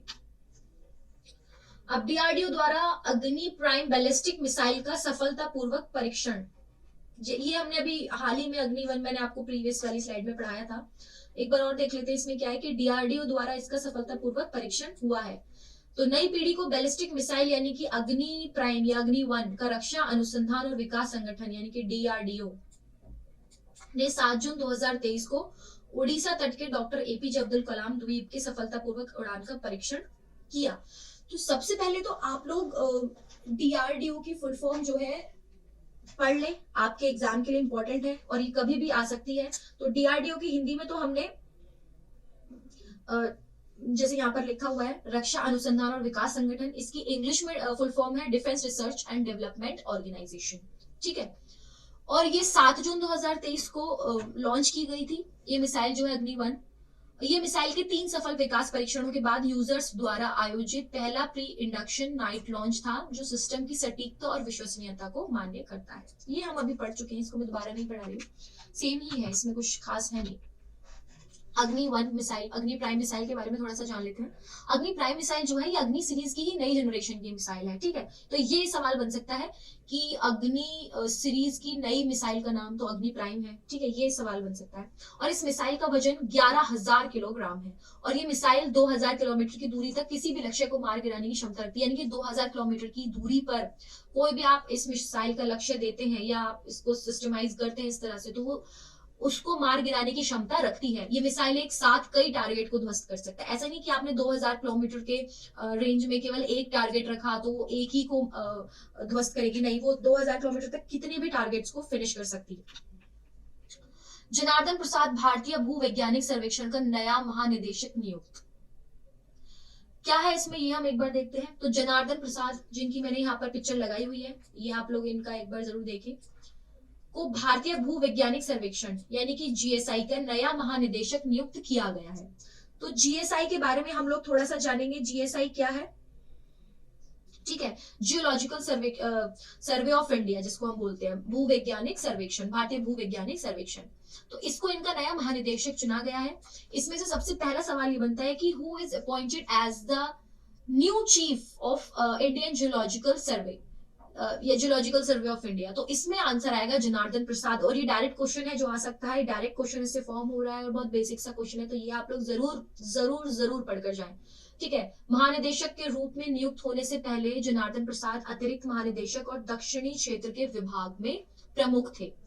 अब जीएसआई के बारे में थोड़ा सा जान लेते हैं कि जीएसआई क्या है, यानी कि जियोलॉजिकल सर्वे ऑफ इंडिया के बारे में थोड़ा सा जान लेते हैं। तो जीएसआई खान मंत्रालय के अधीन कार्यरत एक संगठन है। इसका कार्य क्या है? इसका कार्य भूवैज्ञानिक सर्वेक्षण यानी कि जियोलॉजिकल सर्वे करना और उसके बारे में रिसर्च करना है। ठीक है, इसका मुख्यालय कहाँ है, इसका हेडक्वार्टर कहाँ है? कोलकाता में है। तो ये क्वेश्चन आ सकता है कि where is the headquarter of GSI is located, तो ये इसका आंसर होगा कोलकाता। और इसके 6 क्षेत्रीय कार्यालय भी है, यानी कि इसके 6 जो है वो रीजनल सेंटर्स भी हैं। कहाँ कहाँ पर है? लखनऊ में है, जयपुर में है, नागपुर में है, हैदराबाद में है, शिलोंग में है और कोलकाता में। और इसकी स्थापना कब की गई थी? इसकी स्थापना 1851 में की गई थी। ठीक है, तो ये कुछ पॉइंट्स आप लोग अपने नोट्स में जरूर लिखें। भारतीय मूल की प्रोफेसर जोईता गुप्ता को डच का नोबेल पुरस्कार मिला है। किसी भी देश का नोबेल पुरस्कार मिलना अपने आप में एक बहुत बहुत बड़ी बात होती है। तो ये भारतीय यानी कि ये इनका जो ओरिजिन है वो भारत है और ये प्रोफेसर हैं जोईता गुप्ता। तो इनको मिला किस लिए, एक बार वो पढ़ लेते हैं, कब मिला है वो पढ़ लेते हैं। और डच का नोबेल पुरस्कार मिला है तो मैं आपको हेडलाइन में बता ही चुकी हूँ। तो भारतीय मूल की जो प्रोफेसर है जोईता गुप्ता, इनको प्रतिष्ठित स्पिनोजा पुरस्कार के लिए नामित किया गया है। इस पुरस्कार को डच नोबेल पुरस्कार के नाम से भी जाना जाता है। ठीक है, नीदरलैंड अनुसंधान परिषद ने 7 जून 2023 को इन पुरस्कारों की घोषणा की। तो जोईता गुप्ता को कब, पहले तो डेट आप लोग याद रखें 7 जून 2023। और जोईता गुप्ता को न्याय संगत और टिकाऊ दुनिया पर केंद्रित उनके वैज्ञानिक कार्य के लिए डच विज्ञान में सर्वोच्च सम्मान स्पिनोजा पुरस्कार से सम्मानित किया गया। ठीक है, डच का जो सर्वोच्च सम्मान है उसका नाम आप लोग याद रखें, स्पिनोजा पुरस्कार। तो ये सवाल बन सकता है कि सर्वोच्च सम्मान कौन सा है, डच विज्ञान में सर्वोच्च सम्मान कौन सा है, तो वो स्पिनोजा पुरस्कार है। ठीक है, तो इस पुरस्कार का भी आप लोग नाम याद रखें।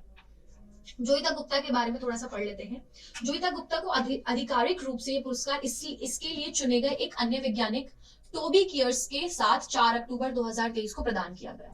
यानी कि ये अनाउंस हो गया था बट ये दिया कब गया? 4 अक्टूबर को। और जोईता गुप्ता एम्स्टर्डम विश्वविद्यालय में सतत और पर्यावरण एवं विकास की संकाय प्राध्यापक हैं। सतत और पर्यावरण जैसे कि सस्टेनेबल डेवलपमेंट और एनवायरमेंट से रिलेटेड है ये।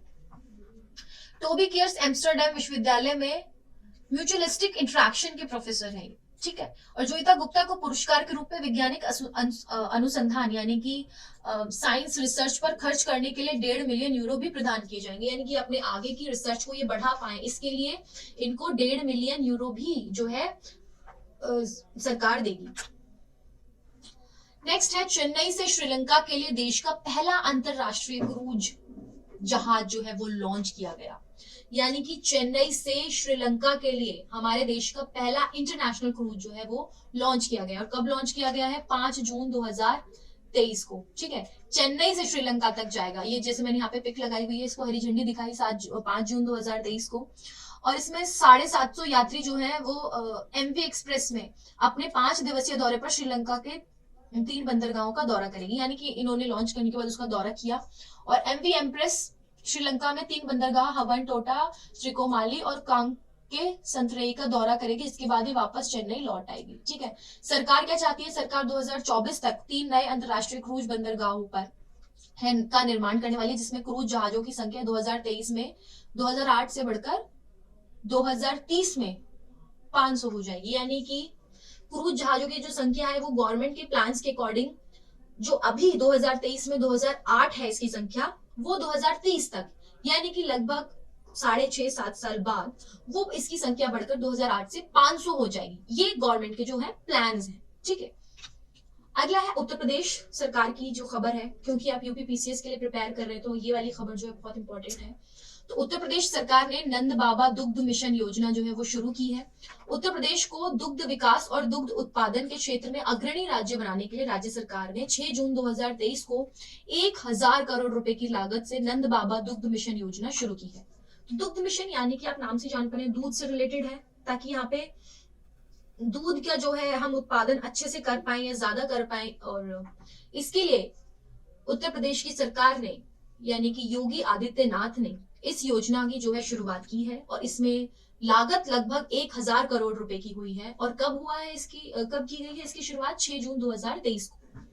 ये मिशन दुग्ध उत्पादकों को डेयरी सहकारी समितियों के माध्यम से गांव में उचित मूल्य पर अपना दूध बेचने की सुविधा प्रदान करने के लिए लागू किया गया।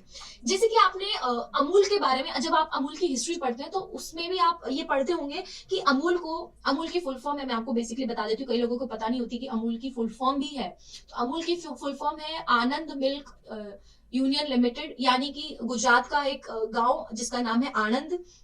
और वहां पर जब इस अमूल की शुरुआत हुई थी तो वहां भी ऐसे हुआ था कि जितने भी डेयरी वाले लोग हैं वो अपना दूध बचाकर गांव के बाहर एक जगह इकट्ठा करते थे और फिर धीरे धीरे शुरू हुआ कि जैसे मतलब डेयरियों में लोगों का दूध जब बच जाता है, जो बिक नहीं पाता गांव के लोगों को और वो एक्स्ट्रा होता है, तो उसको काफी सारे लोग बाहर आके इकट्ठा करते थे और फिर वो धीरे धीरे दूध जो है वो पैकेजिंग का उसने फॉर्म लिया। फिर वो बाहर जाके बिकने लगा। पहले केवल आसपास के गांव में बिकता था ऐसे इकट्ठा करके, और बाद में ये प्रोसेस शुरू हुआ कि अमूल एक इतनी बड़ी कंपनी खड़ी हो गई अपने आप में और वो दूध जो है फिर पैकेजिंग के तौर पर भी बिकने लगा। तो सेम ये ऑलमोस्ट सेम जो है मिशन है कि जो ऐसे डेयरी सहकारी समितियां हैं उनके माध्यम से गांव में उचित मूल्य पर अपना दूध बेचने की सुविधा जो है वो प्रदान करें और वो बाकी का दूध जो है वो आगे जाके प्रोसेस हो और ज्यादा से ज्यादा जो है दूध का उत्पादन हो। तो वित्तीय वर्ष 2023 और 24 में पायलट प्रोजेक्ट के तौर पर प्रदेश के 5 जिलों में 5 डेयरी एफपीओ स्थापित करने की योजना है, जिसमें महिलाओं की भी प्रमुख भूमिका होगी।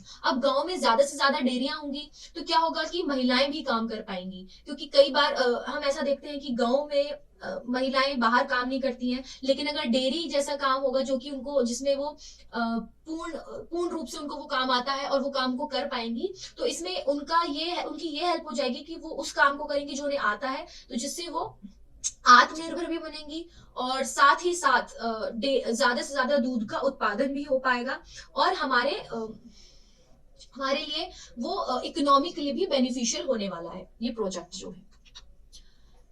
अगला है सक्रिय ज्वालामुखी किलाउआ में विस्फोट। ठीक है, तो अमेरिकी भूवैज्ञानिक सर्वेक्षण के अनुसार, यानी कि जियोलॉजिकल सर्वे ऑफ अमेरिका के अकॉर्डिंग, हवाई में दूसरा सबसे बड़ा ज्वालामुखी किलाउआ 3 महीने के विराम के बाद 7 जून 2023 को विस्फोट हुआ।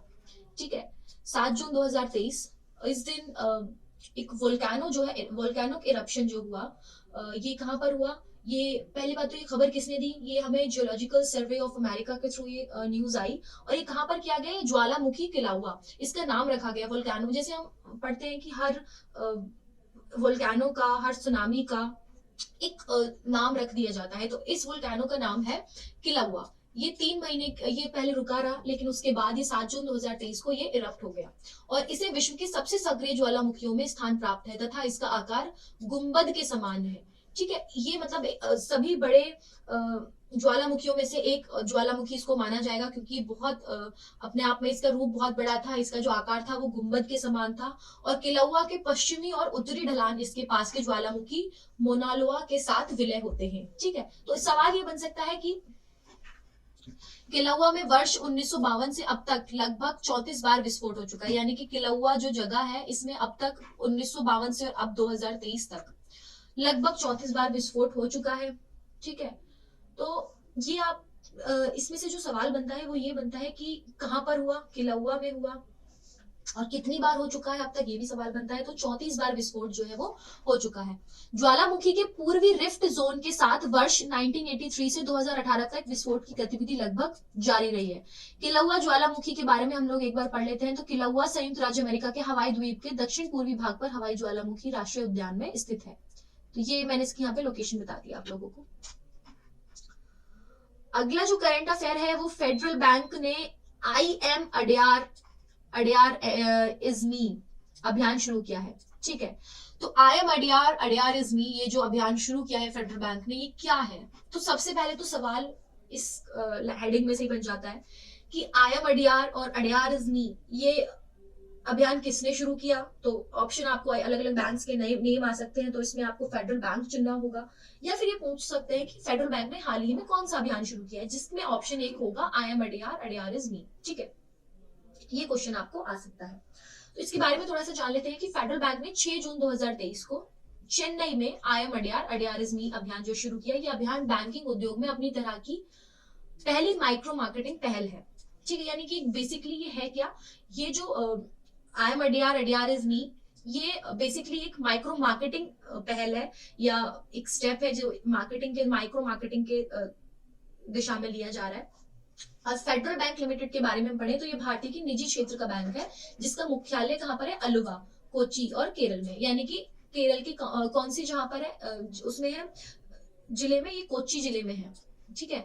तो फेडरल बैंक लिमिटेड के बारे में भी आप थोड़ा सा पढ़ लें, लेकिन ये जरूर पढ़े कि ये अभियान किस बैंक ने शुरू किया, तो फेडरल बैंक ने स्टार्ट किया है।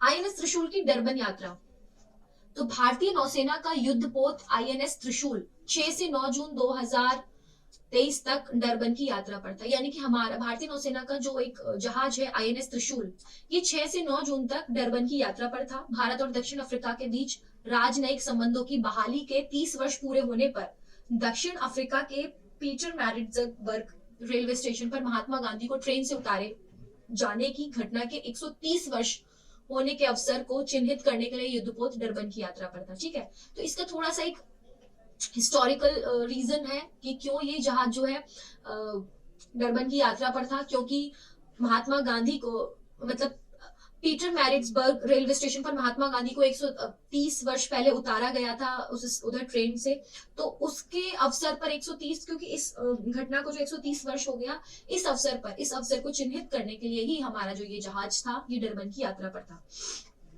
आईएनएस त्रिशूल युद्धपोत की डरबन यात्रा भारत की आजादी की 75वीं वर्षगांठ के साथ साथ 30 वर्ष पहले भारत और दक्षिण अफ्रीका के बीच राजनयिक संबंधों का हिस्सा भी है। यानी कि हमारी 75वीं वर्षगांठ तो थी, क्योंकि हम लोग आजादी का अमृत महोत्सव काल में जी रहे हैं, तो वो तो इम्पोर्टेंट है ही, लेकिन 30 वर्ष पहले भारत और दक्षिण अफ्रीका के बीच राजनयिक संबंधों का हिस्सा भी है। मतलब ये काफी हिस्टोरिकल पर्सपेक्टिव है जो ये जो जहाज डरबन यात्रा पर था। जैसे कि हम देखें, मैंने गांधी से रिलेटेड आपको एक सिनेरियो बताया, और 30 वर्ष पहले भारत और दक्षिण अफ्रीका के बीच एक राजनयिक संबंध भी है, और हम अपने अमृतकाल में भी का दौरा ले रहे हैं, तो इसलिए भी ये इंपॉर्टेंट है टाइम पीरियड, और इसलिए ये जो डरबन यात्रा पर था हमारा जहाज था। लेकिन इस जहाज का नाम आईएनएस त्रिशूल, ये आप याद रखें, कहाँ की यात्रा की, डरबन की यात्रा की, और कब से कब तक की, 6 से 9 जून तक की। भारत ने महिला जूनियर कॉफी एशिया कप जीता, तो ये तो स्पोर्ट्स की बहुत इंपॉर्टेंट न्यूज है, और जो भी लोग स्पोर्ट्स में रुचि रखते हैं उनको पता होगा कि ये अपने आप में कितनी महत्वपूर्ण खबर है, और ये आपके एग्जाम के लिए बहुत इंपॉर्टेंट है, क्योंकि एग्जाम में नेशनल न्यूज, और खासकर वो जब हम कोई खिताब जीतते हैं, और स्पोर्ट्स से जरूर पूछा जाता है। तो भारत ने कब जीता, 11 जून 2023 को, ये डेट आप याद रखें। दक्षिण कोरिया को 2-1 रन से हराकर पहली बार महिला जूनियर हॉकी एशिया कप का खिताब जीता। यानी कि हम लोग पहली बार पहली बार महिला जूनियर हॉकी एशिया कप का जो खिताब है वो जीता है, इसलिए भी अपने आप में महत्वपूर्ण सवाल बनता है, ठीक है। तो 2023 महिला हॉकी जूनियर एशिया कप 2 से 11 जून तक जापान के काकामिगारा में आयोजित किया गया था। तो ये एक और क्वेश्चन बन सकता है कि कहां पर ये जो आयोजित किया गया था महिला हॉकी जूनियर एशिया कप, तो ये जापान के इस सिटी में काकामिगारा में आयोजित किया था, ठीक है। इस टूर्नामेंट में एशिया की 10 टीमें शामिल थी, और टॉप 3 टीमों ने चिली के सेंटियागो में विश्व कप के लिए क्वालिफाई किया था, और भारत पहली बार टूर्नामेंट के चैंपियन के रूप में उभरा, और फाइनल में दक्षिण कोरिया को 2-1 रन से हराया। इनकी फर्स्ट टाइम था जब इंडिया जीता या फाइनल में गया, तो ये अपने आप में बहुत इंपॉर्टेंट खबर है, इसको आप जरूर देखें, सवाल इससे बन सकता है, बिकॉज स्पोर्ट्स की न्यूज है, पहली बार ये खिताब जीता गया है। महिला हॉकी जूनियर एशिया कप जो है वो महिला अंतरराष्ट्रीय अंडर 21 हॉकी टूर्नामेंट है, ठीक है। इसका आयोजन एशियाई हॉकी महासंघ यानी कि AHF द्वारा किया जाता है। तो ये भी सवाल बन सकता है कि इसका आयोजन कौन करता है, तो इसका आयोजन होता है एशिया हॉकी महासंघ, और यह जूनियर हॉकी विश्व कप के लिए क्वालिफिकेशन टूर्नामेंट के रूप में काम करता है। महिला hockey junior Asia cup tournament की शुरुआत 1992 में हुई थी। तो ये 2-3 सवाल हैं जिससे बन सकते हैं कि महिला हॉकी जूनियर एशिया कप की जो टूर्नामेंट है उसकी शुरुआत कब हुई थी, तो 1992 में हुई थी, और इसका आयोजन हर 4 वर्षों के बाद होता है। तो ये जो इसमें से जितने भी सवाल बन रहे हैं, जितने भी इंपॉर्टेंट टर्म्स हैं, फिगर्स हैं, फैक्ट्स हैं, तो वो आप लोग जरूर ध्यान में रखें। नितिन अग्रवाल सीमा सुरक्षा बल के महानिदेशक बने गए, तो सवाल यही बन रहा है कि सीमा सुरक्षा बल के नए महानिदेशक किसको चुना गया है, तो नितिन अग्रवाल को बनाया गया है। कब बनाया गया है? 11 जून 2023 को। केरल के आईपीएस हैं ये अधिकारी नितिन अग्रवाल, जिनको सीमा सुरक्षा बल का महानिदेशक नियुक्त किया गया है। ठीक है, नितिन अग्रवाल इससे पहले कहां पर थे? वो सीआरपीएफ के अतिरिक्त महानिदेशक थे। सीआरपीएफ के महानिदेशक डॉक्टर सुजॉय लाल थोसिन बीएसएफ प्रमुख का अतिरिक्त कार्यभार संभाल रहे थे। ठीक है, अब सीमा सुरक्षा बल यानी कि बीएसएफ के बारे में, बॉर्डर सिक्योरिटी फोर्स के बारे में हम थोड़ा सा जान लेते हैं कि बॉर्डर सिक्योरिटी फोर्स की स्थापना जो है वो 1965 को की गई थी। ठीक है, बीएसएफ की जिम्मेदारी शांति के समय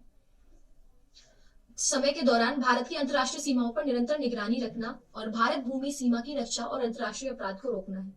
तो खैर बीएसएफ की हम जितनी भी बात करें, अपनी आर्म फोर्सेस की जितनी बात करें उतनी कम है। ये तो हमको पता ही है कि बीएसएफ किस तरह से हमारी रक्षा करती है बॉर्डर्स पर, गर्मी से लेकर सर्दी तक, सियाचिन के बॉर्डर पर कितनी ठंड होती है वहां भी, और गर्मी के मौसम में राजस्थान के बॉर्डर पर भी बीएसएफ जो है हमारी रक्षा करती है। तो खैर इसमें कोई भी गुंजाइश नहीं है कि हम बीएसएफ की बात करें, हमें बताना पड़े कि बीएसएफ हमारे लिए कितना इंपॉर्टेंट है। लेकिन बीएसएफ से रिलेटेड थोड़ी सी बेसिक इन्फॉर्मेशन जो है वो आपको रखनी चाहिए, बिकॉज ये आपके एग्जाम में पूछी जाती है कि बीएसएफ की जैसे स्थापना कब हुई, ये 1965 को हुई थी। ठीक है, और इसकी जिम्मेदारी क्या है? इसकी जिम्मेदारी है कि देश में शांति बनी रहे और अंतर्राष्ट्रीय सीमाओं पर निगरानी हो और भारत भूमि सीमा की रक्षा हो, अंतर्राष्ट्रीय अपराध ना हो, उसको रोका जाए, ये सब इसकी जिम्मेदारी है। अगले हैं अमित अग्रवाल। भारतीय विशिष्ट पहचान प्राधिकरण के सीईओ इनको नियुक्त किया गया है। ठीक है, केंद्र सरकार ने भारतीय प्रशासनिक सेवा के वरिष्ठ अधिकारी अमित अग्रवाल को भारतीय विशिष्ट पहचान प्राधिकरण का मुख्य कार्यकारी अधिकारी तथा सुबोध कुमार सिंह को राष्ट्रीय परीक्षा एजेंसी का महानिदेशक नियुक्त किया गया। तो इसमें से दो सवाल बन रहे हैं कि अमित अग्रवाल को किस पोजीशन पर नियुक्त किया गया है? भारतीय विशिष्ट पहचान प्राधिकरण, और सुबोध कुमार सिंह को राष्ट्रीय परीक्षा एजेंसी का महानिदेशक नियुक्त किया गया है। तो ये दो क्वेश्चन इसमें से बन रहे हैं, बस इसमें से केवल ये दो क्वेश्चन बन रहे हैं, ये आप लोग जरूर पढ़ें। यूपी के सभी 75 जिलों में जैम की वर्कशॉप। तो यहाँ पर जैम क्या है? जैम का मतलब है यहाँ पर गवर्नमेंट ई मार्केट प्लेस। क्या है? Government e market place. ये 12 जून 2023 से उत्तर प्रदेश के सभी 75 जिलों में क्रेता विक्रेता कार्यशालाओं का आयोजन किया गया है। ये कार्यशालाएं किस चीज की होंगी? 31 अगस्त तक जो है चलाई गई। ठीक है, 31 अगस्त तक चलाई गई, और ये सरकारी विभागों, सार्वजनिक क्षेत्रों की इकाइयों और अन्य एजेंसियों द्वारा वस्तुओं और सेवाओं की खरीद के लिए एक ऑनलाइन मंच है। तो बेसिकली ये जो गवर्नमेंट ई मार्केट प्लेस है, ये एक ऑनलाइन प्लेटफॉर्म है जहां पर कुछ सर्विसेज को, कुछ गुड्स को, प्रोडक्ट्स को हम लोग यहाँ पर खरीद पाए, बेच पाए। इसलिए ये जो है पूरी ये इसका जो है पूरा आवागमन जो किया गया इस वेबसाइट के थ्रू। तो इन कार्यशालाओं का उद्देश्य क्रेता विक्रेताओं के बीच जैम के कामकाज को लेकर समझ को बढ़ाना है। गवर्नमेंट ई मार्केट प्लेस के बारे में हम पढ़ लेते हैं। तो जीईएम जो है वो राष्ट्रीय सार्वजनिक खरीदारी पोर्टल है। तो सबसे पहले आप लोग इसकी फुल फॉर्म याद रखें। जैम का मतलब है गवर्नमेंट ई मार्केट प्लेस, और इसका जो ये लोगो में जो 3 नाम आ रहे हैं यहाँ पे जो दिख रहे होंगे आपको, एफिशिएंट, ट्रांसपेरेंट एंड इंक्लूसिव, ये भी इंपॉर्टेंट है। ये आप लोग जरूर देख कर जाए। ठीक है, और इसके बाद है कि जीईएम राष्ट्रीय सार्वजनिक खरीदारी पोर्टल है जो केंद्र और राज्य सरकार के विभागों, सार्वजनिक क्षेत्र उद्यमों और स्वायत्त संस्थानों और स्थानीय निकायों की भी खरीदारी जरूरतों के समस्त समाधान उपलब्ध कराता है। और इसकी शुरुआत कब हुई थी? 9 अगस्त 2016। तो ये जो डेट है ना, ये आप लोग जरूर याद रखें, 9 अगस्त 2016, ये डेट आप लोग याद रखें। भारत में प्रवासियों के लिए सबसे महंगा शहर जो हो गया है वो कौन सा हो गया है? मुंबई हो चुका है। तो मर्सर के जीवन यापन की लागत सर्वे 2023 के अनुसार, तो एक सर्वे होता है जिसका नाम है जीवन यापन की लागत सर्वे। इसके अनुसार वैश्विक रूप से 5 महाद्वीपों के 227 शहरों में मुंबई 147वें स्थान पर आया है, और ये भारत में सबसे महंगा शहर हो चुका है। ये तो खैर हम वैसे भी जानते हैं, भारत को महानगर कहा जाता है या माया नगरी भी कहा जाता है, बिकॉज वो अपने आप में इतना महंगा शहर है, वहां बड़े बड़े बिजनेसमैन रहते हैं। लेकिन जब ये सर्वे हुआ तो उसमें भी पता चला कि ये हमारा सबसे महंगा शहर हो चुका है। तो मुंबई भारत में प्रवासियों के लिए सबसे महंगा शहर है, जबकि वैश्विक रूप से इस सूची में हांगकांग शीर्ष पर है। यानी कि अगर हम वर्ल्ड लेवल पर देखें तो हांगकांग सबसे महंगा है, लेकिन अगर हम इंडिया में देखें तो मुंबई सबसे महंगा शहर है। मुंबई के बाद भारत में आते हैं नई दिल्ली एंड देन बैंगलोर, और इसके बाद हवाना, कराची, इस्लामाबाद सबसे कम महंगे स्थानों के रूप में इनको पहचाना गया। यानी कि ये जो 3 शहर है, हवाना, कराची और इस्लामाबाद, ये जो है सबसे कम महंगे शहर, यानी कि सबसे सस्ते शहर जिनको हम बोल सकते हैं, इनमें इनका नाम जो है आता है। पुलिट्जर प्राइज विजेता उपन्यासकार कॉर्मिक मैकार्थी का निधन। तो एक पुलिट्जर पुरस्कार जो विजेता उपन्यासकार है यानी कि नॉवेलिस्ट हैं, इनको पुलिट्जर प्राइज मिला हुआ है, कॉर्मिक मैकार्थी, इनका निधन हो गया। तो इन पे से क्वेश्चन बन सकता है कि 2023 में किस पुलिट्जर प्राइज विजेता उपन्यासकार नॉवेलिस्ट का निधन हुआ। तो उसमें इनका आपको नाम लिखना होगा, कॉर्मिक मैकार्थी, और इनको पुलिट्जर प्राइज कब मिला था? 13 जून 2023 को मिला था। ठीक है, सॉरी, इनका जो निधन हुआ है वो 13 जून 2023 को है, और इनको जो पुलिट्जर प्राइज मिला था, ये मिला था 2007 में, और इनका उस नॉवेल का नाम क्या था? The road. तो सवाल ये भी बनता है कि कॉर्मिक मैकार्थी को किस उपन्यास के लिए या उनके किस नॉवेल के लिए ये पुलिट्जर प्राइज दिया गया था? तो द रोड जो है उनका ये उपन्यास है, ये उपन्यास का नाम आप लोग जरूर याद रखें। कॉर्मिक मैकार्थी ने द रोड के अलावा ब्लड मैरिडियन और ऑल द प्रिटी हॉर्सेस जैसे कई लोकप्रिय उपन्यास भी लिखे हैं। तो मैकार्थी के उपन्यास ऑल द प्रिटी हॉर्सेस जो 1992 में आया था, राष्ट्रीय पुस्तक पुरस्कार दिया गया था, और इस किताब पर एक फिल्म भी बनाई गई है। जैसे कि हाल ही में एक जैसे हमारे इंडिया में भी 12th फेल मूवी आई, पर वो आई क्योंकि उससे पहले उस पर एक किताब छप चुकी थी। सेम वैसे ही 1992 में इन्होंने जो बुक लिखी ऑल द प्रिटी हॉर्सेस, उसको एक पुरस्कार मिला, राष्ट्रीय पुस्तक पुरस्कार मिला, और इस किताब पर ही फिल्म जो है वो बनाई गई है। तो ये बहुत इंपॉर्टेंट क्वेश्चन है।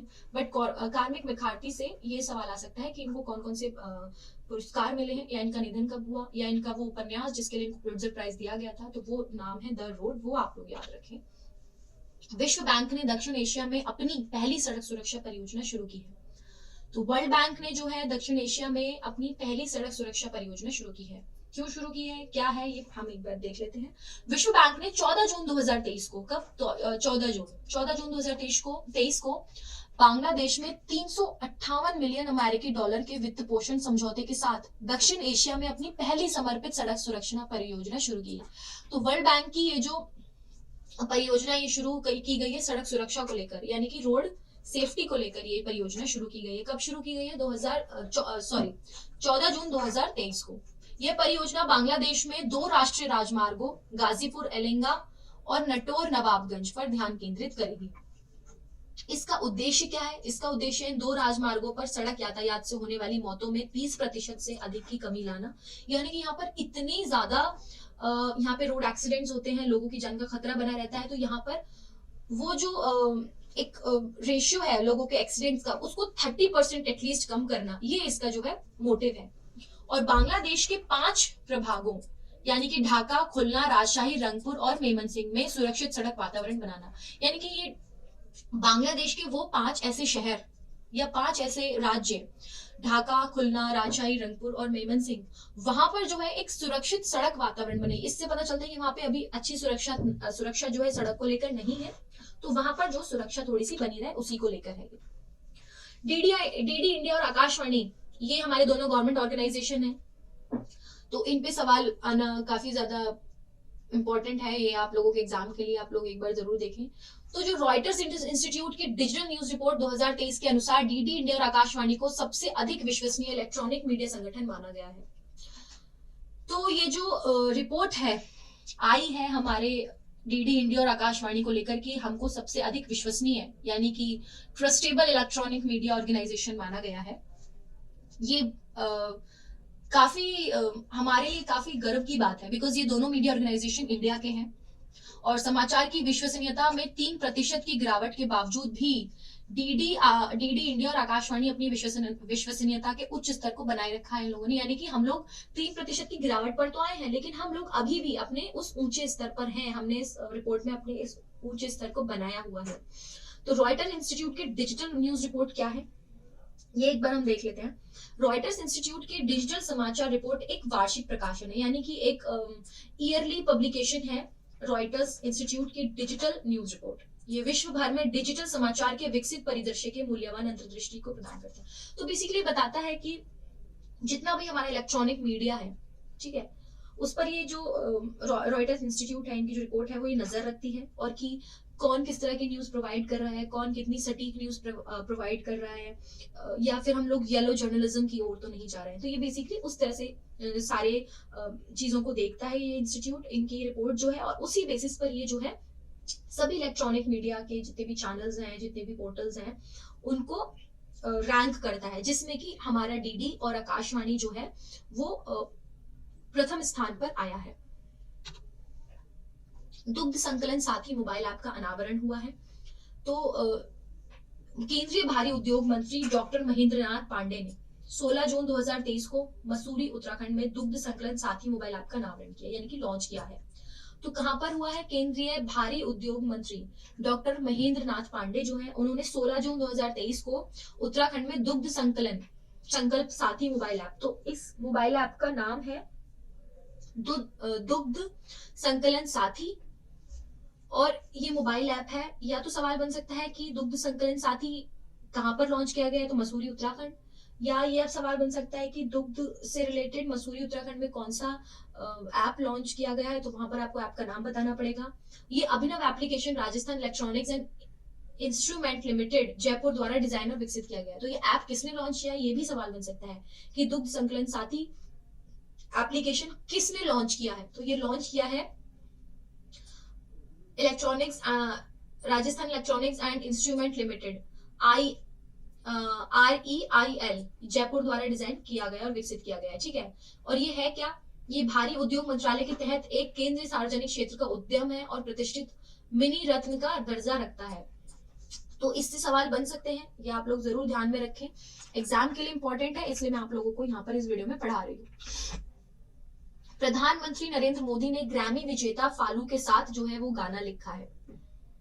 ठीक है, मैं इसके बारे में आपको एक बार पूरा बताती हूँ, क्योंकि प्रधानमंत्री से रिलेटेड जुड़ी हुई कोई भी खबर होती है वो आ सकती है आपके पेपर में, तो एक बार आप लोग इस पे थोड़ा सा पढ़ लें इसके बारे में। तो प्रधानमंत्री नरेंद्र मोदी ने भारतीय मूल के ग्रैमी पुरस्कार विजेता गायक फालू के साथ मिलकर एक विशेष गीत लिखा है। ठीक है, तो यानी कि एक इंडियन ओरिजिन विनर है ग्रैमी पुरस्कार के, उनका नाम है फालू, उनके साथ मिलकर एक विशेष गीत लिखा है जिसका उद्देश्य है बाजरा के लाभों और वैश्विक भूख को संबोधित करने की इसकी क्षमता को बढ़ावा देना। यानी कि हमारे प्राइम मिनिस्टर मोदी ने जो ये गाना लिखा है इनके साथ मिलकर, उसका मोटिव क्या है? उसका मोटिव है बाजरा के लाभों को बताना और हमारा जो वैश्विक भूख को संबोधित करने की इसकी क्षमता को बढ़ावा देना, यानी कि उसकी बेनिफिट्स एक तरह से बताना। ठीक है, तो 16 जून 2023 को फलू और गौरव शाह प्रधानमंत्री नरेंद्र मोदी पर आधारित अबंडेंस ऑफ मिलेट्स नामक एक ट्रैक जारी करा है। तो बाजरा के महत्व को मान्यता देते हुए वर्ष 2023 को बाजरा के अंतर्राष्ट्रीय वर्ष के रूप में नामित किया गया, और ये गाना जो है अंग्रेजी और हिंदी दोनों भाषा में लिखा गया है। इसके माध्यम से क्या होगा? बाजरा की शक्ति पर प्रकाश डाला जाएगा। तो याद सवाल आ सकता है, इसमें जो सबसे बढ़िया क्वेश्चन बन रहा है वो ये बन रहा है कि इस गाने का नाम क्या है? तो इस गाने का नाम है अबंडेंस ऑफ मिलेट्स। ठीक है, ये इसका अंग्रेजी में नाम है, और ये बाजरा के ऊपर केवल बाजरा के लाभ को बताने के लिए गाना जो है वो लिखा गया है। भारत ने लेबनान को हराकर इंटरकॉन्टिनेंटल कप फुटबॉल टूर्नामेंट जीता है।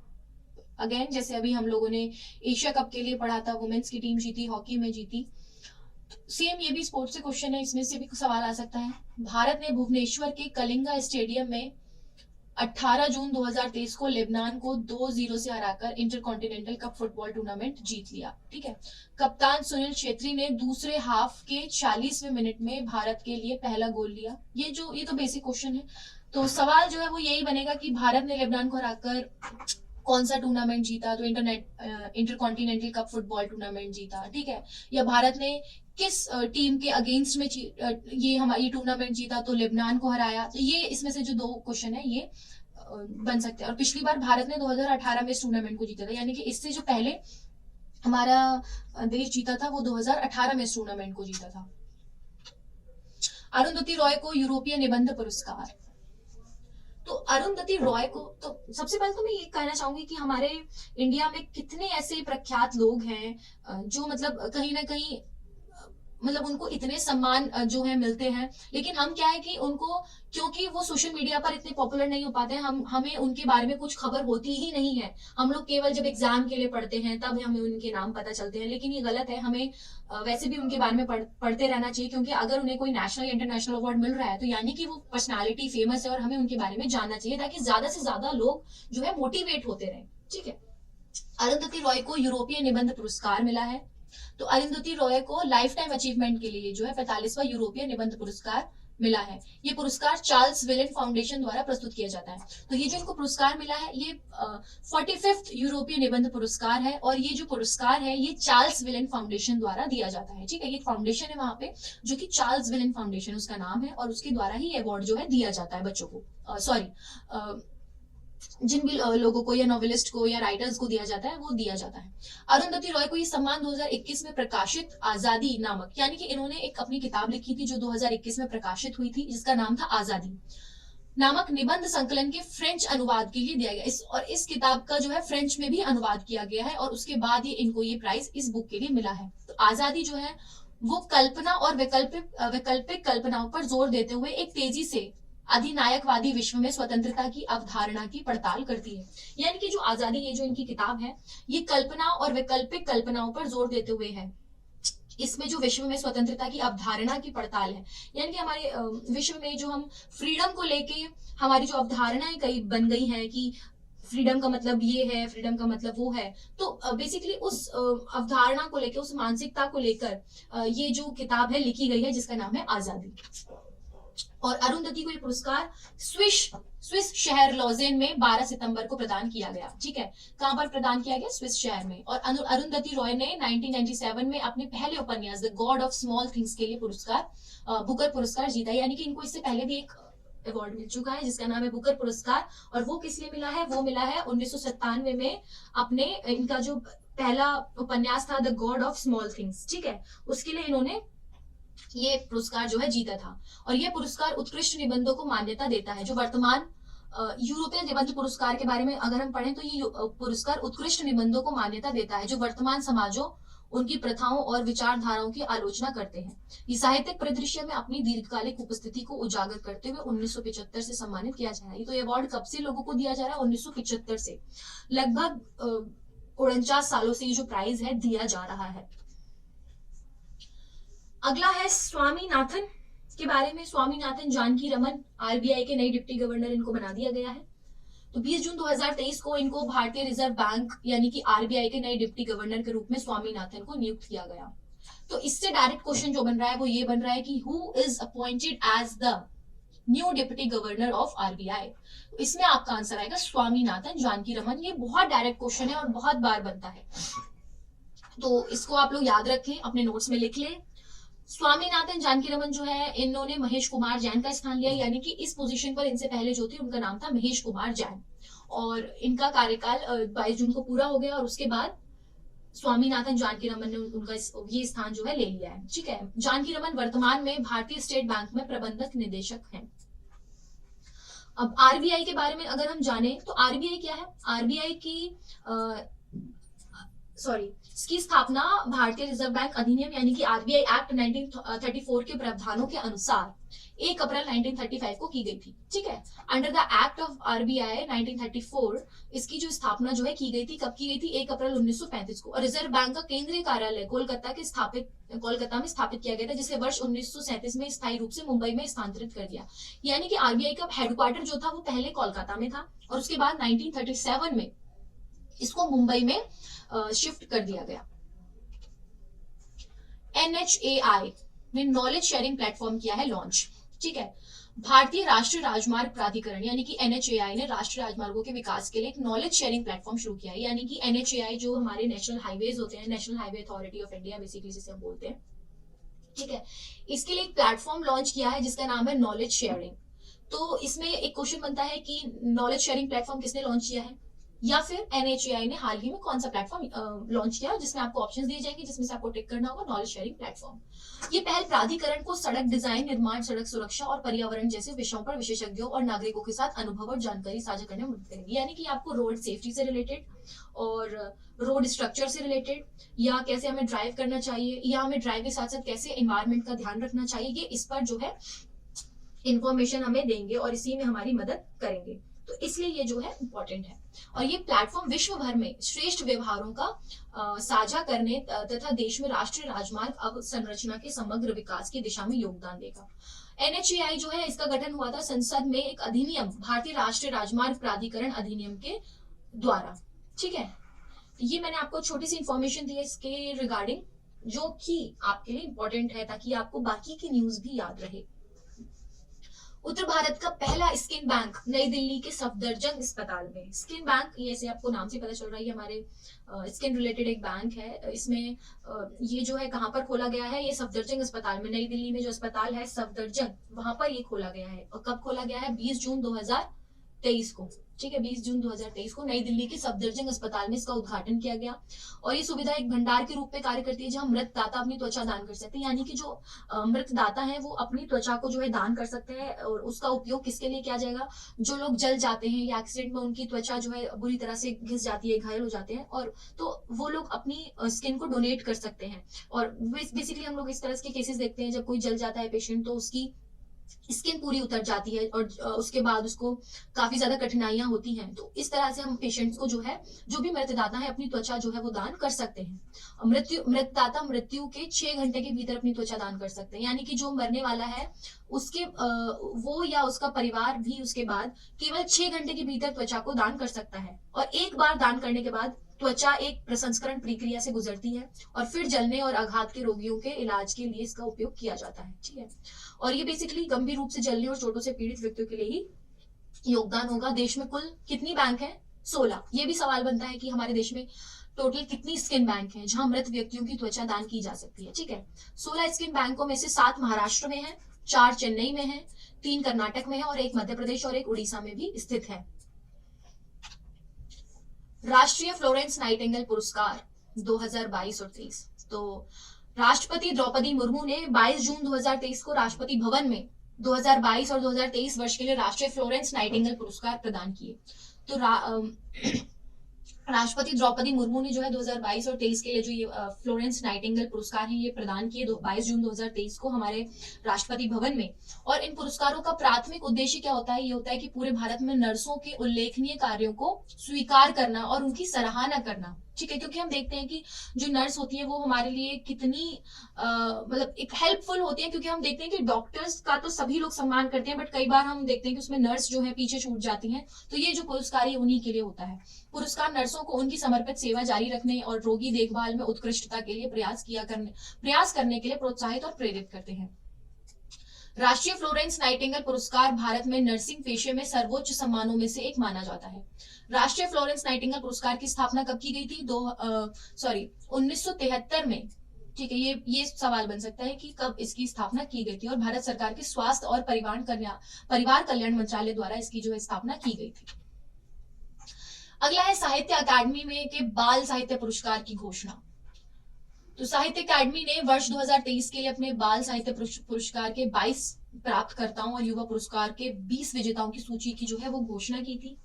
तो ये जो पुरस्कार है ये तो खैर हर साल दिए जाते हैं, लेकिन इस बार किन किन लोगों को, कौन कौन बच्चे इसके विजेता बने वो आप लोग एक बार देख लें। तो हिंदी में बाल साहित्य पुरस्कार के लिए सूर्यनाथ सिंह की पुस्तक कौतुक ऐप का चयन किया गया। ठीक है, तो ये सूर्यनाथ सिंह की पुस्तक थी कौतुक ऐप। और हिंदी के लिए युवा पुरस्कार अतुल कुमार राय के उपन्यास चांदपुर की चंदा को चुना गया। और बाल साहित्य पुरस्कार के लिए लेखिका सुधा मूर्ति को grand parents bag of stories नामक उनकी कहानियों के संग्रह के लिए सम्मानित किया जाएगा। तो ये जो मैंने यहाँ पे कुछ नाम और उनकी किताबों के या उपन्यासों के नाम लिखे हैं, ये बहुत इंपॉर्टेंट है। ये आप एक बार जरूर पढ़ें, याद रखें। बिहार में विश्व का सबसे बड़ा रामायण मंदिर बनाया जा रहा है, जिसका निर्माण शुरू हो चुका है। और ये अपने आप में बहुत महत्वपूर्ण मंदिर है, क्योंकि ये विश्व भर में अब अपना नाम करने वाला है। जैसे कि हम सब जानते हैं, अभी हाल ही में अयोध्या के राम मंदिर में जब प्राण प्रतिष्ठा की गई तो कितना वो खबरों में रहा। और इससे मेरे को याद आता है कि आप लोग राम मंदिर के बारे में भी कुछ बेसिक क्वेश्चंस पढ़ के जाएं, बिकॉज यूपी पीसीएस का अगर आप एग्जाम दे रहे हो और आप ये उम्मीद करते हैं कि राम मंदिर से सवाल ना बने, तो ये तो बहुत ही गलत उम्मीद कर रहे हैं आप लोग। राम मंदिर से जो फैक्ट्स है ना वो जरूर पढ़कर जाएं। तो बिहार के पूर्वी चंपारण जिले में 20 जून को विश्व के सबसे बड़े रामायण मंदिर का निर्माण जो है वो शुरू किया गया है।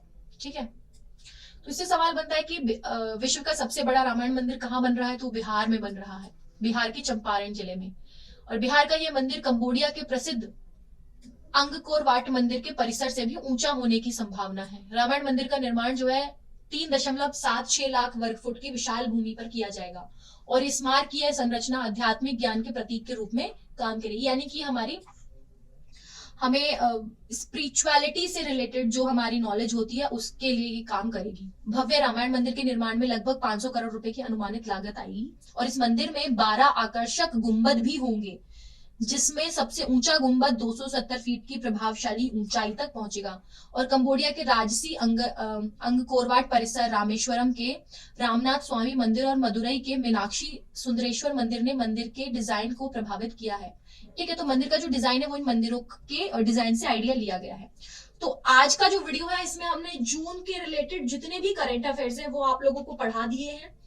तो एक बार आप इस वीडियो को जब पूरा देख ले तो ये ध्यान रखें कि कुछ यहाँ पर बताया कि किस तरह से क्वेश्चन फॉर्म हो सकते हैं एग्जाम में, या किस तरह से क्वेश्चन किन दो तरीके से पूछा जा सकता है, या दो पॉइंट्स हैं तो उनमें से क्या पूछा जाएगा क्या नहीं पूछा जाएगा।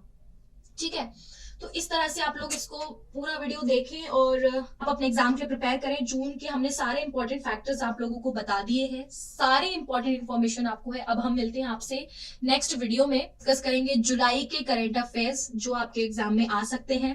तब तक के लिए आप लोग बने रहिए शिक्षाकुल के साथ और करते रहिए, सारी प्रैक्टिस करें अपने एग्जाम के लिए, क्योंकि आपका एग्जाम ऑलमोस्ट नजदीक आ चुका है और आप लोगों का ये बहुत क्रूशियल टाइम है। आप अपने एग्जाम के लिए पढ़ें और तब तक बने रहिए शिक्षाकुल के साथ।